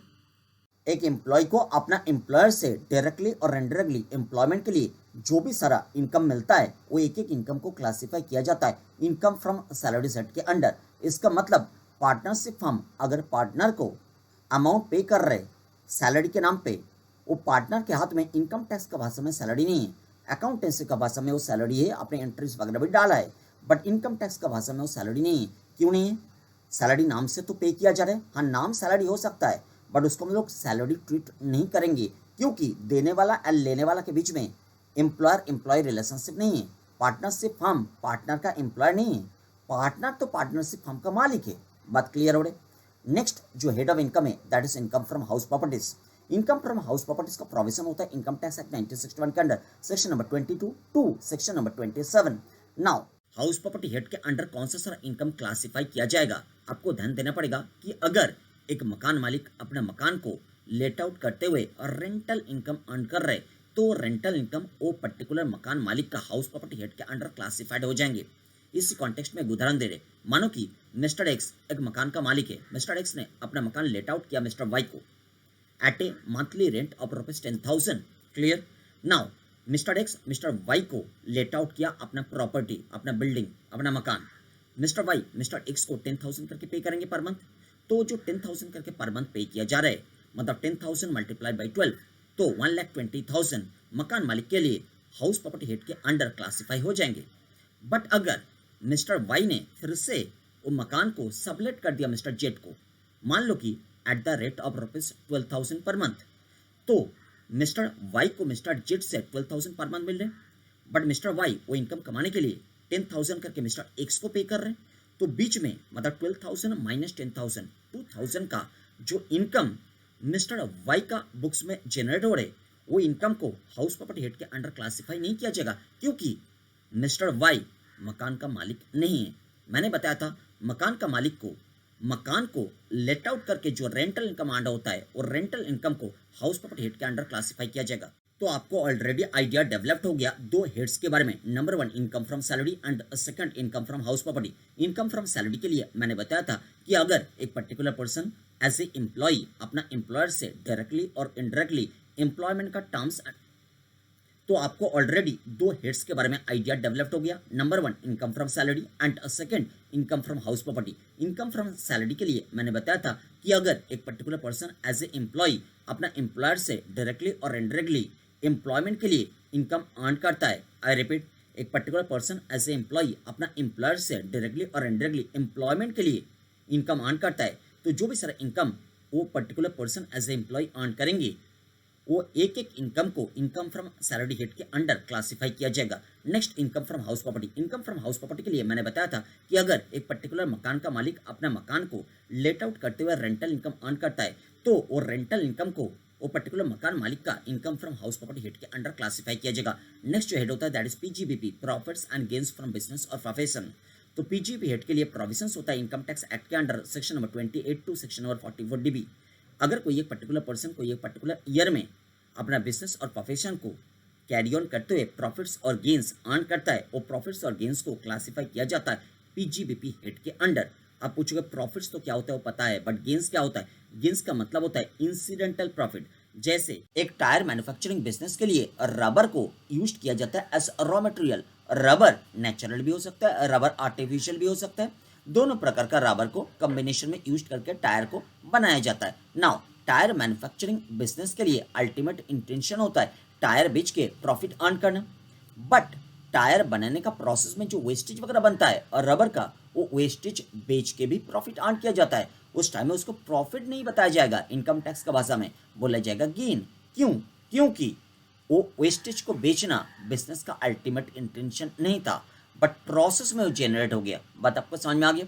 तो देखो, हम लोगों ने 3 हेड्स के बारे में डिस्कशन कर लिया। आउट ऑफ दिस 3 हेड्स, जो हाउस प्रॉपर्टी हेड है, जो पीजीपी हेड है, दोनों में ही नेगेटिव इनकम जनरेट हो सकता है। दोनों में इनकम अर्न करने के लिए जो एक्सपेंडिचर को इनकट किया जाता है, वो एक्सपेंडिचर अगर इनकम से ज़्यादा है तो ऐसा सिचुएशन में लॉस अराइज कर सकता है। मतलब house property head and PGP head दोनों में अल्टीमेटली नेगेटिव इनकम अराइज कर सकता है, बट सैलरी हेड में नेगेटिव इनकम अराइज करने का कोई चांसेस नहीं है। नेक्स्ट जो हेड है that is capital gain. Capital gain head में बेसिकली प्रोविजंस दिया है इनकम टैक्स एक्ट के under, section number 45 to 55A, section number 45 to 55A के अंडर। नाउ कौन सा सारा इनकम कैपिटल गेन हेड के अंडर क्लासिफाइड होता है? एक कैपिटल एसेट का ओनर अपना कैपिटल एसेट को ट्रांसफर करते हुए जो इनकम जनरेट करता है, वो इनकम को क्लासिफाई किया जाता है कैपिटल गेन हेड के अंडर। फिर इससे गेन वर्ड आ गया, तो इस बार गेन वर्ड को कैपिटल गेन हेड के लिए कैसे आप रिलेट करोगे?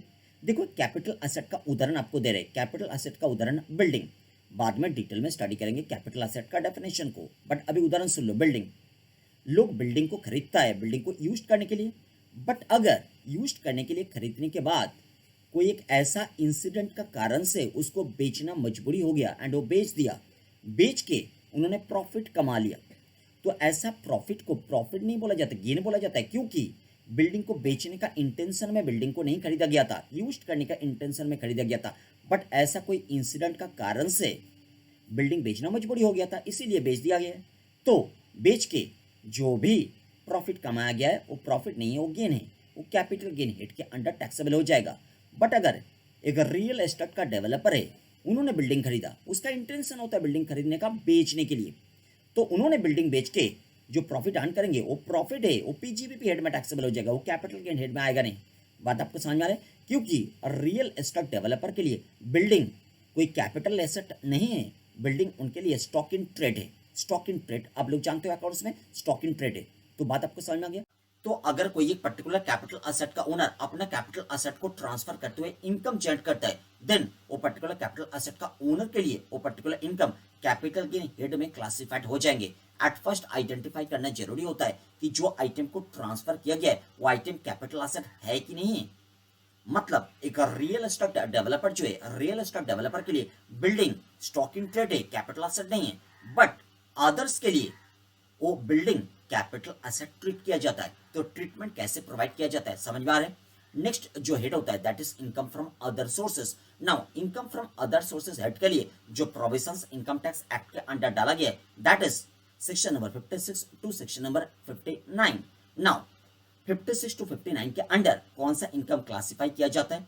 देखो, अगर कोई एक पर्टिकुलर रिसिप्ट इनकम है, मतलब सेक्शन नंबर 2 क्लॉज नंबर 24 के अंडर फॉल किया, फिर वो सेक्शन नंबर 5 से भी पास कर गया, मतलब स्कोप ऑफ टैक्सेबिलिटी के अंडर भी फॉल किया, फिर उसको जब सेक्शन नंबर 14 के अनुसार क्लासिफाई किया जा रहा था, वो ना तो क्लासिफाइड हुआ सैलरी सेट में, ना तो हाउस प्रॉपर्टी हेड में, ना तो पीजीपी हेड में, और ना तो कैपिटल गेन हेड में, देन वो क्लासिफाई हो सकता है income from other sources head में, अगर income from other sources head का प्रोविजंस उसको अलाउ करे तो।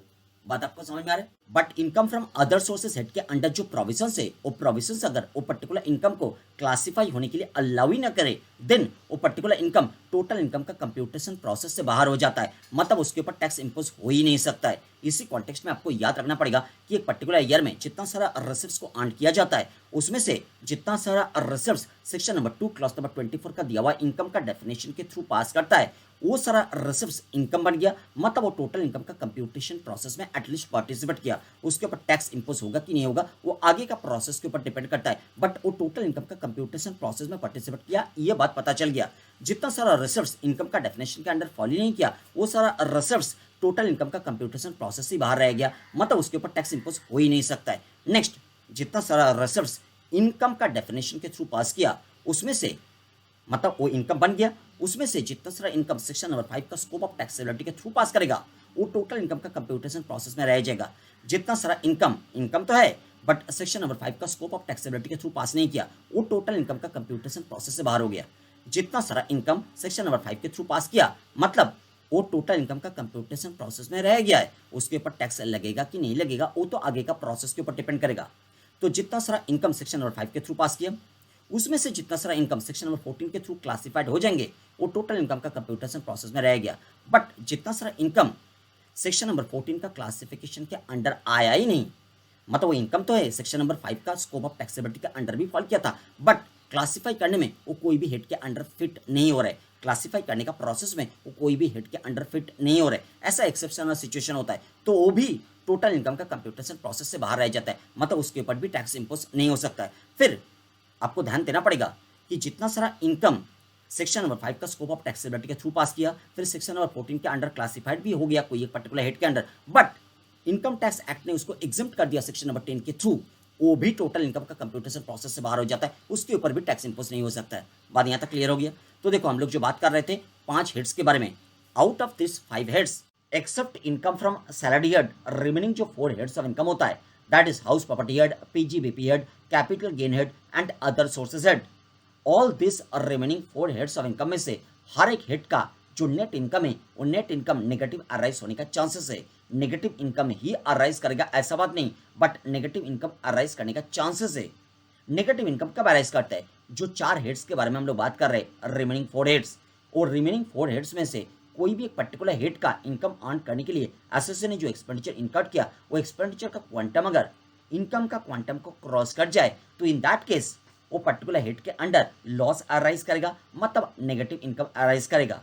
तो what I have said out of 5 heads of income except income from salary head, remaining जो 4 हेड्स ऑफ इनकम होता है, that is house property head, PGBP head, capital gain head and other sources head, और remaining 4 heads of income में से हर एक head का जो net income है वो नेट इनकम नेगेटिव अराइज कर सकता है। नेगेटिव अराइज करने का चांसेस है। नेगेटिव इनकम कब अराइज करता है? जब और रिमेनिंग 4 हेड्स में से कोई भी एक पर्टिकुलर हेड का इनकम अर्न करने के लिए एसएससी का इनकर्ड किया हुआ एक्सपेंडिचर का क्वांटम इनकम का क्वांटम को क्रॉस कर जाए, तो इन दैट केस वो पर्टिकुलर हेड के अंडर लॉस अराइज करता है। बात क्लियर हो गया? देखो, अगर कोई एक पर्टिकुलर एसएससी का कोई एक पर्टिकुलर ईयर में 5 हेड से ही इनकम अराइज किया, बट सैलरी हेड का इनकम तो हमेशा ही पॉजिटिव होता है, तो वो पॉजिटिव ही आया है। बट रिमेनिंग जो 4 हेड्स ऑफ इनकम है उसमें से कोई एक पर्टिकुलर हेड का और नहीं तो एक से ज़्यादा हेड्स का जो नेट इनकम है वो नेट इनकम नेगेटिव अराइज किया है, तो वो 5 हेड्स का इनकम को जब इकट्ठा किया जाएगा तो प्लस माइनस सेटअप तो होगा ना। मतलब अगर कोई एक पर्टिकुलर हेड के अंडर 30 लाख का पॉजिटिव इनकम अराइज किया है और कोई एक पर्टिकुलर हेड के अंडर 16 लाख का नेगेटिव इनकम अराइज किया है, तो पॉजिटिव नेगेटिव आपस में सेटअप तो होगा ना। तो सेटअप होने के लिए जो मैथमेटिक्स का रूल होता है, जैसे मैंने बताया +30 -16, तो आप मैथमेटिक्स का हिसाब से बोलोगे +14 होगा इसका result, but income tax act का हिसाब से ऐसा हमेशा होता नहीं, ऐसा सिंप्लीफाइड हमेशा होता नहीं। तो इनकम टैक्स एक्ट 1961 के अंडर सेक्शन नंबर 70 से सेक्शन नंबर 80 तक प्रोविजन स्टडी करने में हम लोग अंडरस्टैंड कर पाएंगे कि कौन सा सारा सिचुएशंस में सेट ऑफ को अलाउ किया जाता है, एंड जो सारा सिचुएशंस में सेट ऑफ को अलाउ किया जाता है वो सारा सिचुएशंस में कितना एक्सटेंट तक सेट ऑफ को अलाउ किया जाता है। सेट ऑफ होने के बाद भी अगर कोई एक पर्टिकुलर हेड के अंडर नेगेटिव बैलेंस रह जाता है तो नेगेटिव बैलेंस नेक्स्ट ईयर में कैरी फॉरवर्ड होना पॉसिबल है क्या? अगर कैरी फॉरवर्ड हो भी जाएगा प्रोविजंस का हिसाब से, तो कैरी फॉरवर्ड होने के बाद नेक्स्ट ईयर में जाके वो कौन सा हेड ऑफ इनकम के साथ सेटअप हो पाएंगे, कितना एक्सटेंट तक सेटअप हो पाएंगे, उसके बाद भी अगर वो पर्टिकुलर हेड के अंडर फिर भी नेगेटिव बैलेंस रह जाता है तो नेक्स्ट ईयर में फिर से कैरी फॉरवर्ड होना पॉसिबल है क्या? तो नेक्स्ट ईयर में जब कैरी फॉरवर्ड अगर हो भी जाएगा तो कैरी फॉरवर्ड होने के बाद वो कैसे अगेन सेटअप होगा, ये सारा नियम को हम लोग स्टडी करेंगे section number 72 section number 80 of the income tax act 1961 का प्रोविजंस का हिसाब से। नाउ जो सेक्शन नंबर 72 सेक्शन नंबर 80 का प्रोविजंस हम लोग स्टडी करेंगे उसको इकट्ठे करके बोला जाता है setup, carry forward and setup of losses का प्रोविजन।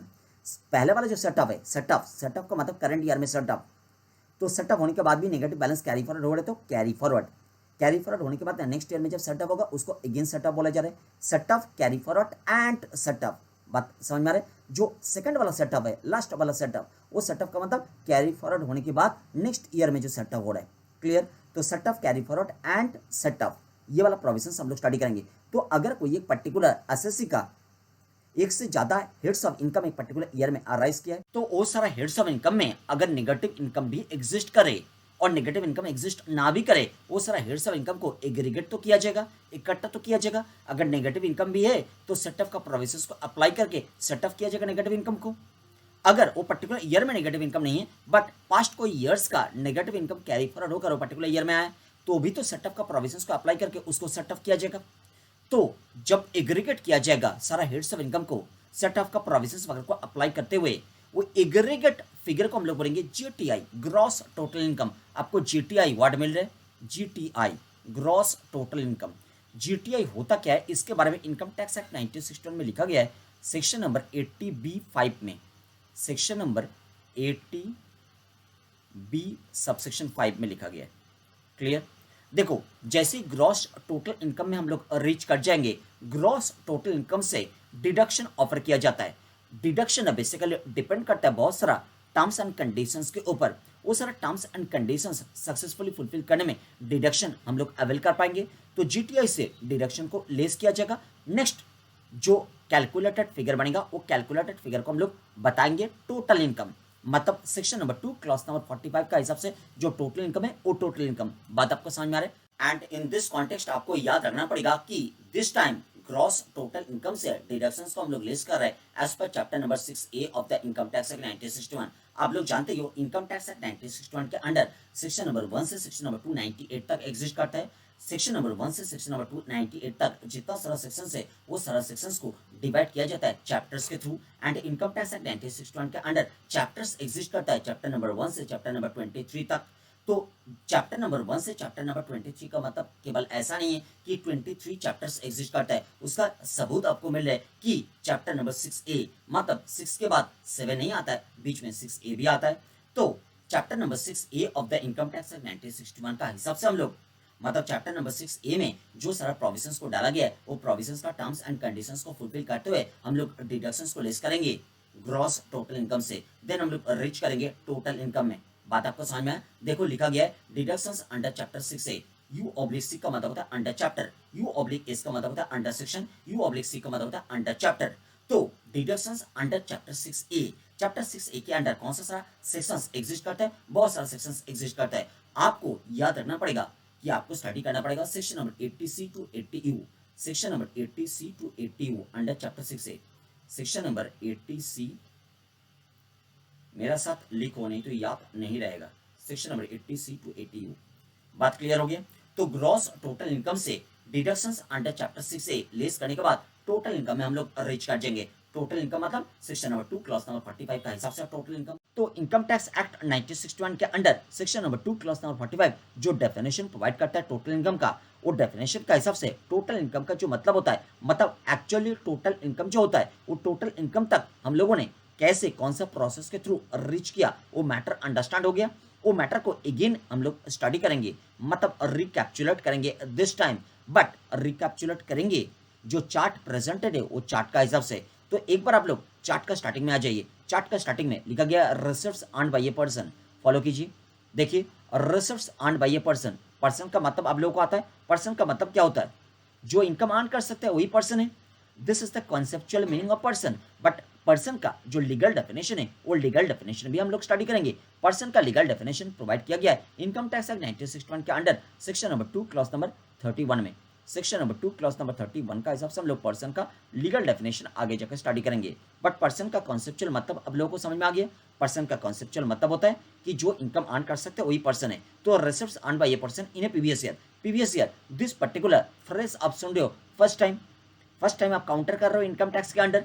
देखो इनकम टैक्स में कैलेंडर ईयर फॉलो नहीं किया जाता है, फाइनेंशियल ईयर फॉलो किया जाता है। कैलेंडर ईयर जो जनवरी टू दिसंबर होता है उसको फॉलो नहीं किया जाता है, फाइनेंशियल ईयर को फॉलो किया जाता है। मतलब कोई भी एक पर्टिकुलर कैलेंडर ईयर का 1 अप्रैल से नेक्स्ट कैलेंडर ईयर का 31 मार्च तक जो 12 मंथ्स का पीरियड होता है वो 12 मंथ्स का पीरियड को कॉल किया जाता है as financial year. I repeat, कोई भी एक पर्टिकुलर कैलेंडर ईयर का 1 अप्रैल से नेक्स्ट कैलेंडर ईयर का 31 मार्च तक जो 12 मंथ्स का पीरियड होता है वो 12 मंथ्स का पीरियड को कॉल किया जाता है एज फाइनेंशियल ईयर।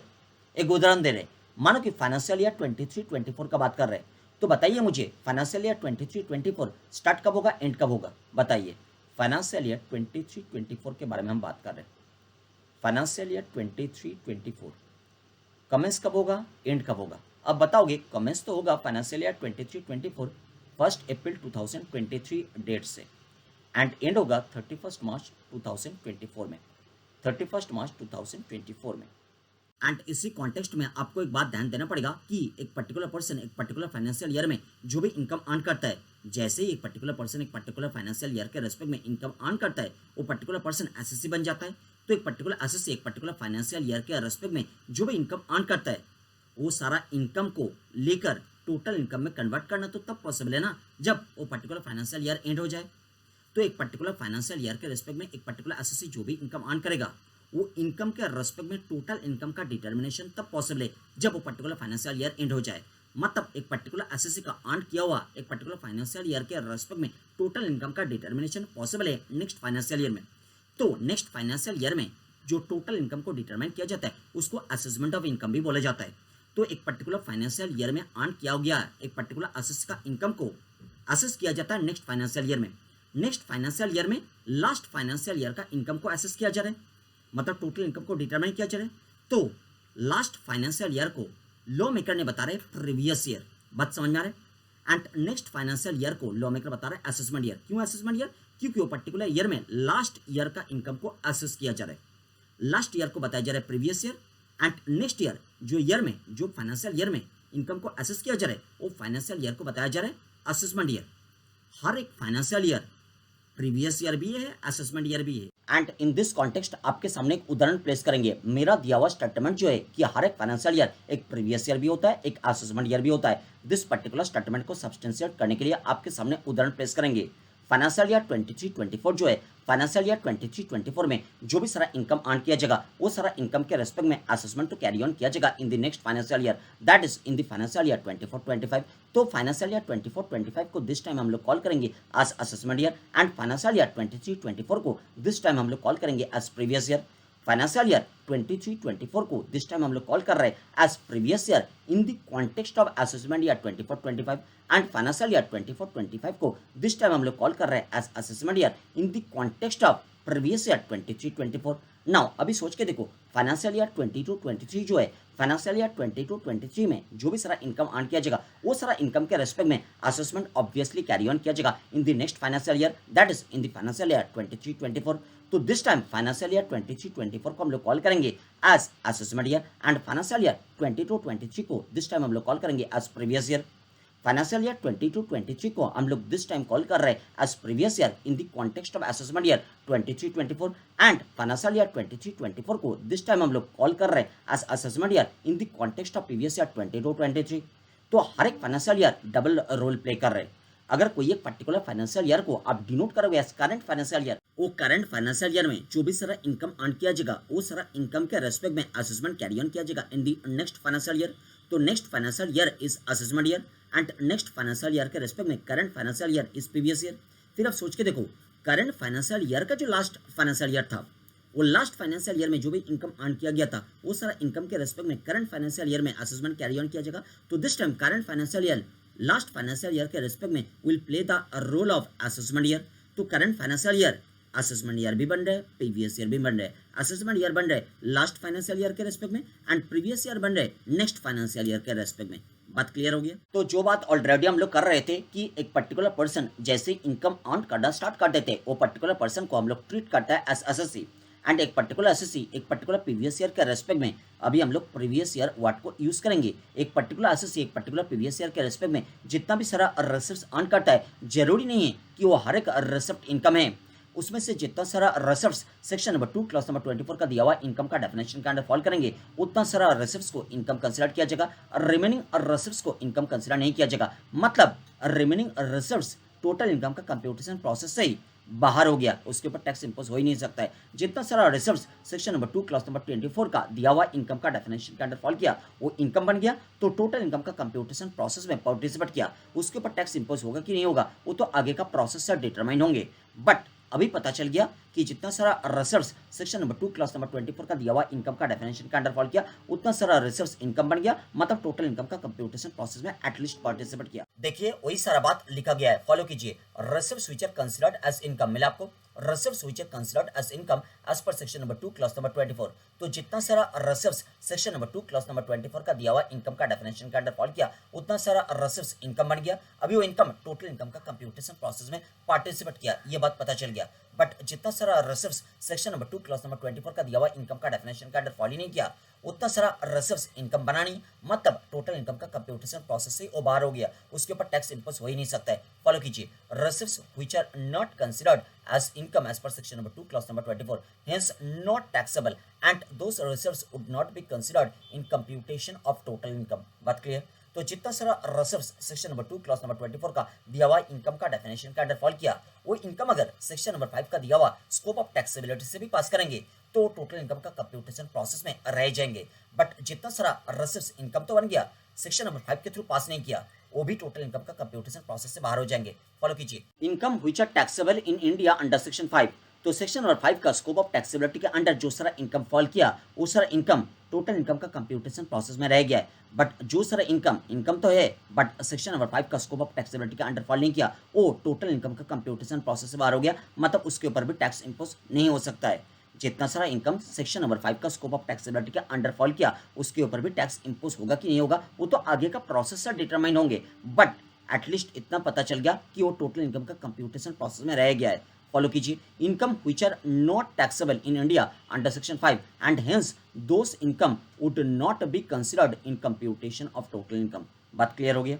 तो जितना सारा receipts इनकम है एंड उसमें से जितना सारा इनकम सेक्शन नंबर 5 का स्कोप ऑफ टैक्सेबिलिटी के थ्रू पास कर गया, अभी उसको हम लोग क्लासिफाई करेंगे सेक्शन नंबर 14 का हिसाब से। फॉलो कीजिए, सेक्शन नंबर 14 का हिसाब से क्लासिफाई किया जा रहा है थ्रू डिफरेंट हेड्स। अब यहाँ पे लिख दो classification of income through different heads. ये जो स्टेज है ना, यहाँ पे आप लिखो classification of income, classification of income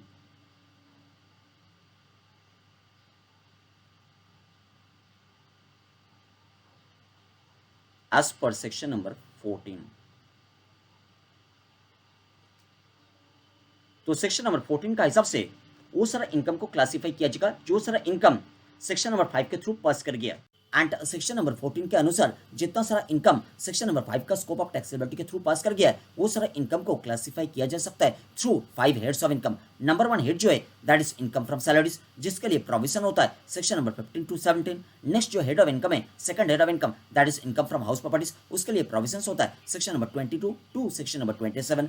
third head of income जो है that is PGBP, profits and gains from business और प्रोफेशन, उसके लिए सेक्शन होता है प्रोविजंस होता है section number 28 to section number 44 DB. And fourth head of income जो है कैपिटल गेन के लिए जो सेक्शन होता है that is section number 45 to 55 A.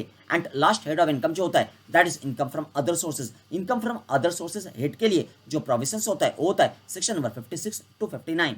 And salary head के अंडर वो सारा इनकम को क्लासिफाई किया जाता है जो सारा इनकम एक particular person as a employee अपना एम्प्लॉयर से डायरेक्टली और इनडायरेक्टली एम्प्लॉयमेंट के लिए अर्न किया है। एंड नेक्स्ट जो हेड ऑफ इनकम होता है that is house property head of income. House property head of income के अंडर वो सारा इनकम को क्लासिफाई किया जाता है जो सारा इनकम एक पर्टिकुलर पर्सन एज ए मकान ओनर अपना मकान को लेट आउट करते हुए रेंटल इनकम के रूप में अर्न करता है। नेक्स्ट जो हेड होता है दैट इज पीजीवीपी हेड।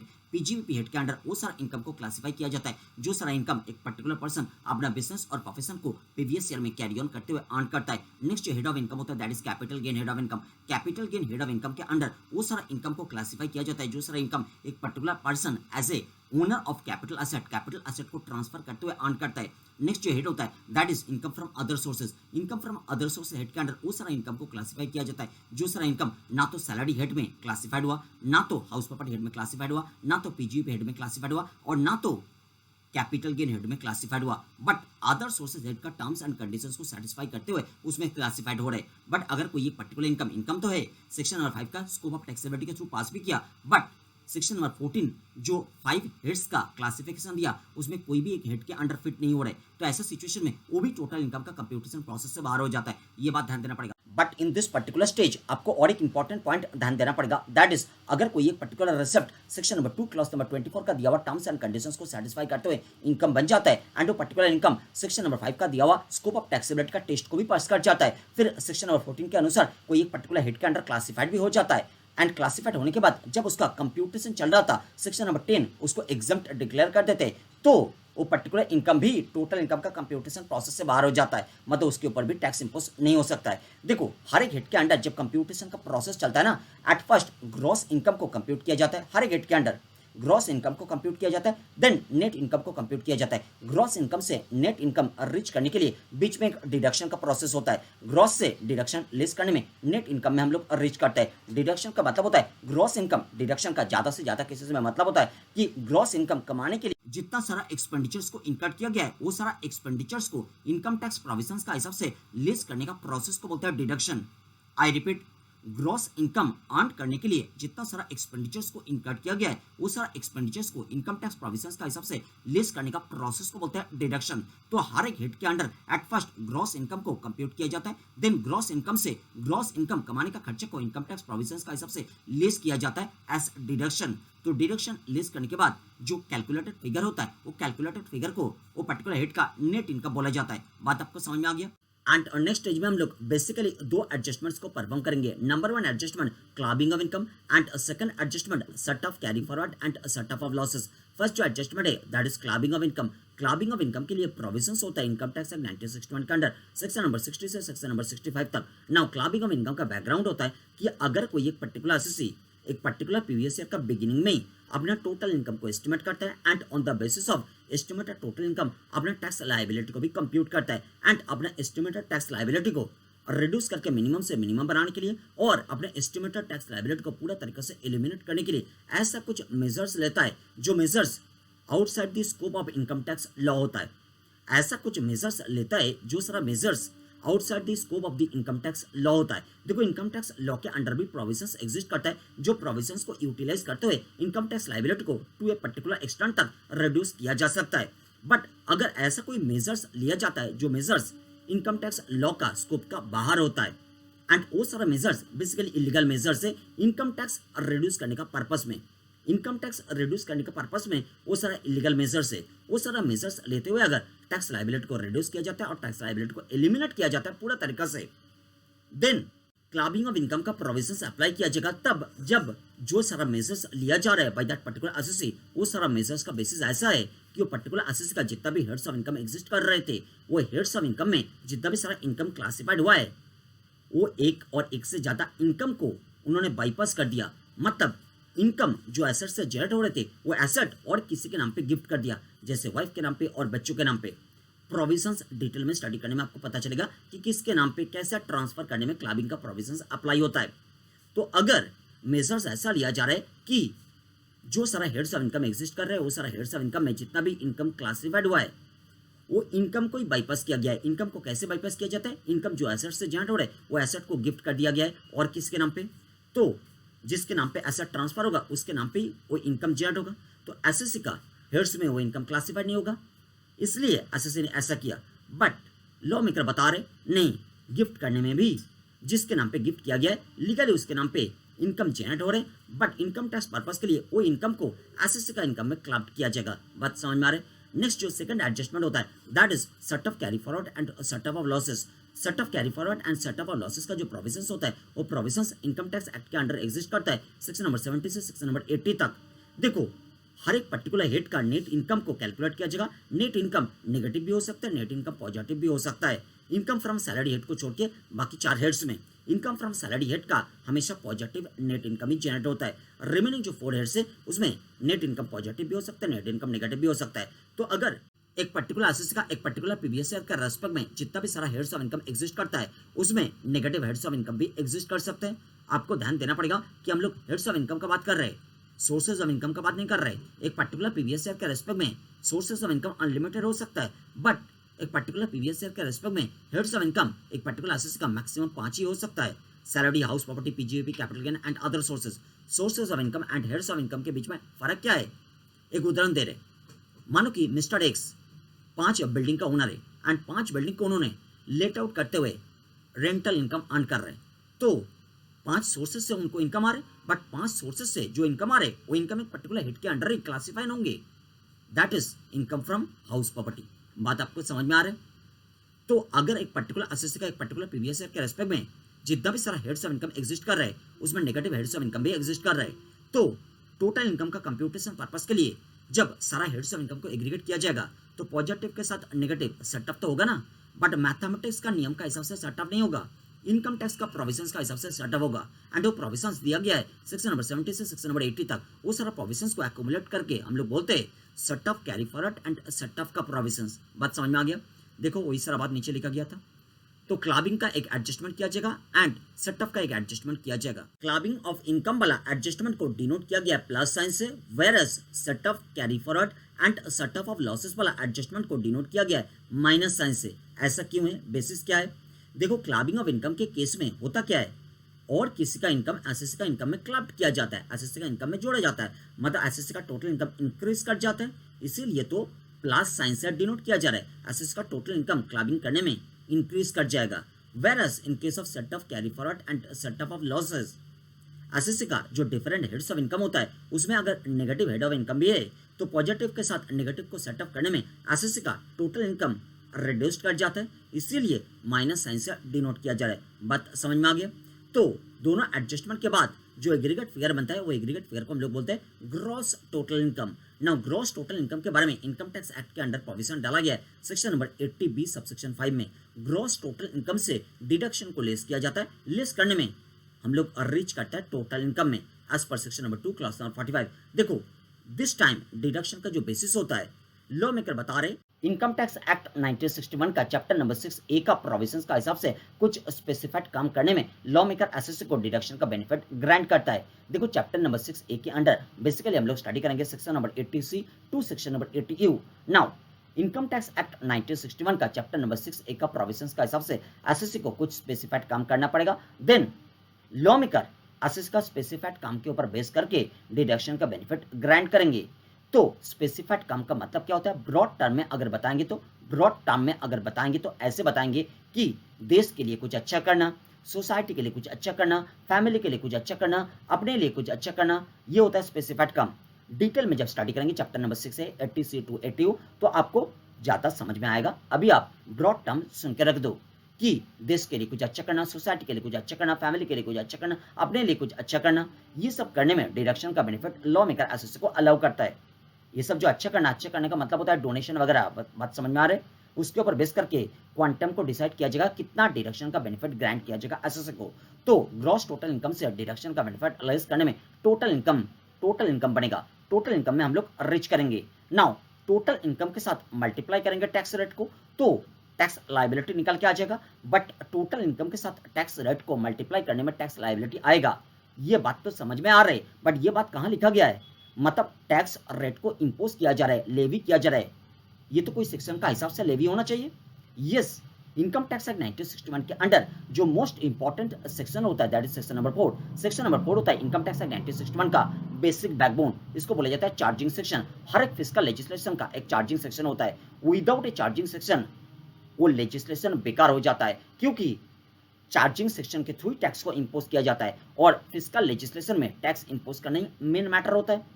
तो इनकम टैक्स एक्ट 1961 के अंडर इनकम टैक्स को लेवी किया जाएगा। इनकम टैक्स को लेवी किया जा रहा है सेक्शन नंबर 4 का हिसाब से, इसलिए सेक्शन नंबर 4 को बताया जा रहा है चार्जिंग सेक्शन। क्लियर हो गया? अच्छा, जैसे पूरा इनकम टैक्स एक्ट 1961 का एक चार्जिंग सेक्शन होता है, ऐसे इनकम टैक्स एक्ट के अंडर जो 5 हेड्स ऑफ इनकम है वो अलग अलग हेड का भी अपना अपना चार्जिंग सेक्शन होता है। जैसे सैलरी हेड का चार्जिंग सेक्शन होता है section number 15, house property head का चार्जिंग सेक्शन होता है सेक्शन नंबर 22, ऐसे पीजीईपी हेड का चार्जिंग सेक्शन होता है section number 28, capital gain head का चार्जिंग सेक्शन होता है section number 45 and other sources head का चार्जिंग सेक्शन होता है सेक्शन नंबर 56। मतलब सैलरी हेड के अंडर जो प्रोविजंस होता है section number 15 to section number 17, salary head का जो फर्स्ट सेक्शन होता है that is section number 15। Section number 15 को सैलरी हेड का मेन चार्जिंग सेक्शन कंसीडर किया जाता है। नेक्स्ट जो हेड होता है that is income from house property. Income from house property head के अंडर प्रोविजंस होता है section number 22 to section number 27। Now house property head के अंडर जो फर्स्ट सेक्शन होता है दैट इज सेक्शन नंबर 22, तो सेक्शन नंबर 22 को consider किया जाता है हाउस प्रॉपर्टी हेड का मेन चार्जिंग सेक्शन। नेक्स्ट जो हेड होता है that is PGBP head. PGB head के अंडर प्रोविजंस होता है section number 28 to section number 44 DB. PGB head के अंडर जो फर्स्ट सेक्शन होता है that is section number 28। Section number 28 को कंसीडर किया जाता है पीजीबी हेड का मेन चार्जिंग सेक्शन। नेक्स्ट जो हेड होता है that is capital gain head. Capital gain head के अंडर प्रोविजंस होता है section number 45 to section number 55A। Capital gain head के अंडर जो फर्स्ट सेक्शन होता है that is section number 45। Section number 45 को कंसीडर किया जाता है कि कैपिटल गेन हेड का मेन चार्जिंग सेक्शन। नेक्स्ट जो हेड होता है that is income from other sources head. Income from other sources head के अंडर प्रोविजंस होता है section number 56 to section number 59 and first section होता है अदर सोर्सेज हेड के अंडर that is section number 56। Section number 56 को consider किया जाता है main charging section of income from other sources head. बात आपको समझ में आ गया? तो टोटल इनकम जैसे कैलकुलेटेड हो जाएंगे, टोटल इनकम के साथ टैक्स रेट को मल्टीप्लाई किया जाएगा। तो टोटल इनकम के बारे में तो बात समझ में आ गया, टैक्स रेट के बारे में अंडरस्टैंड करना जरूरी है। But at first total income के ऊपर इंपोज किया जाएगा टैक्स रेट को, टोटल इनकम के ऊपर लेवी किया जाएगा टैक्स रेट को, ये बात लिखा गया है सेक्शन नंबर 4 में। तो इसलिए सेक्शन नंबर 4 को स्टडी करना जरूरी है। तो मेरे साथ आ जाइए सेक्शन नंबर 4 में। सेक्शन नंबर 4 को हम लोग नेक्स्ट क्लास में अंडरस्टैंड करेंगे।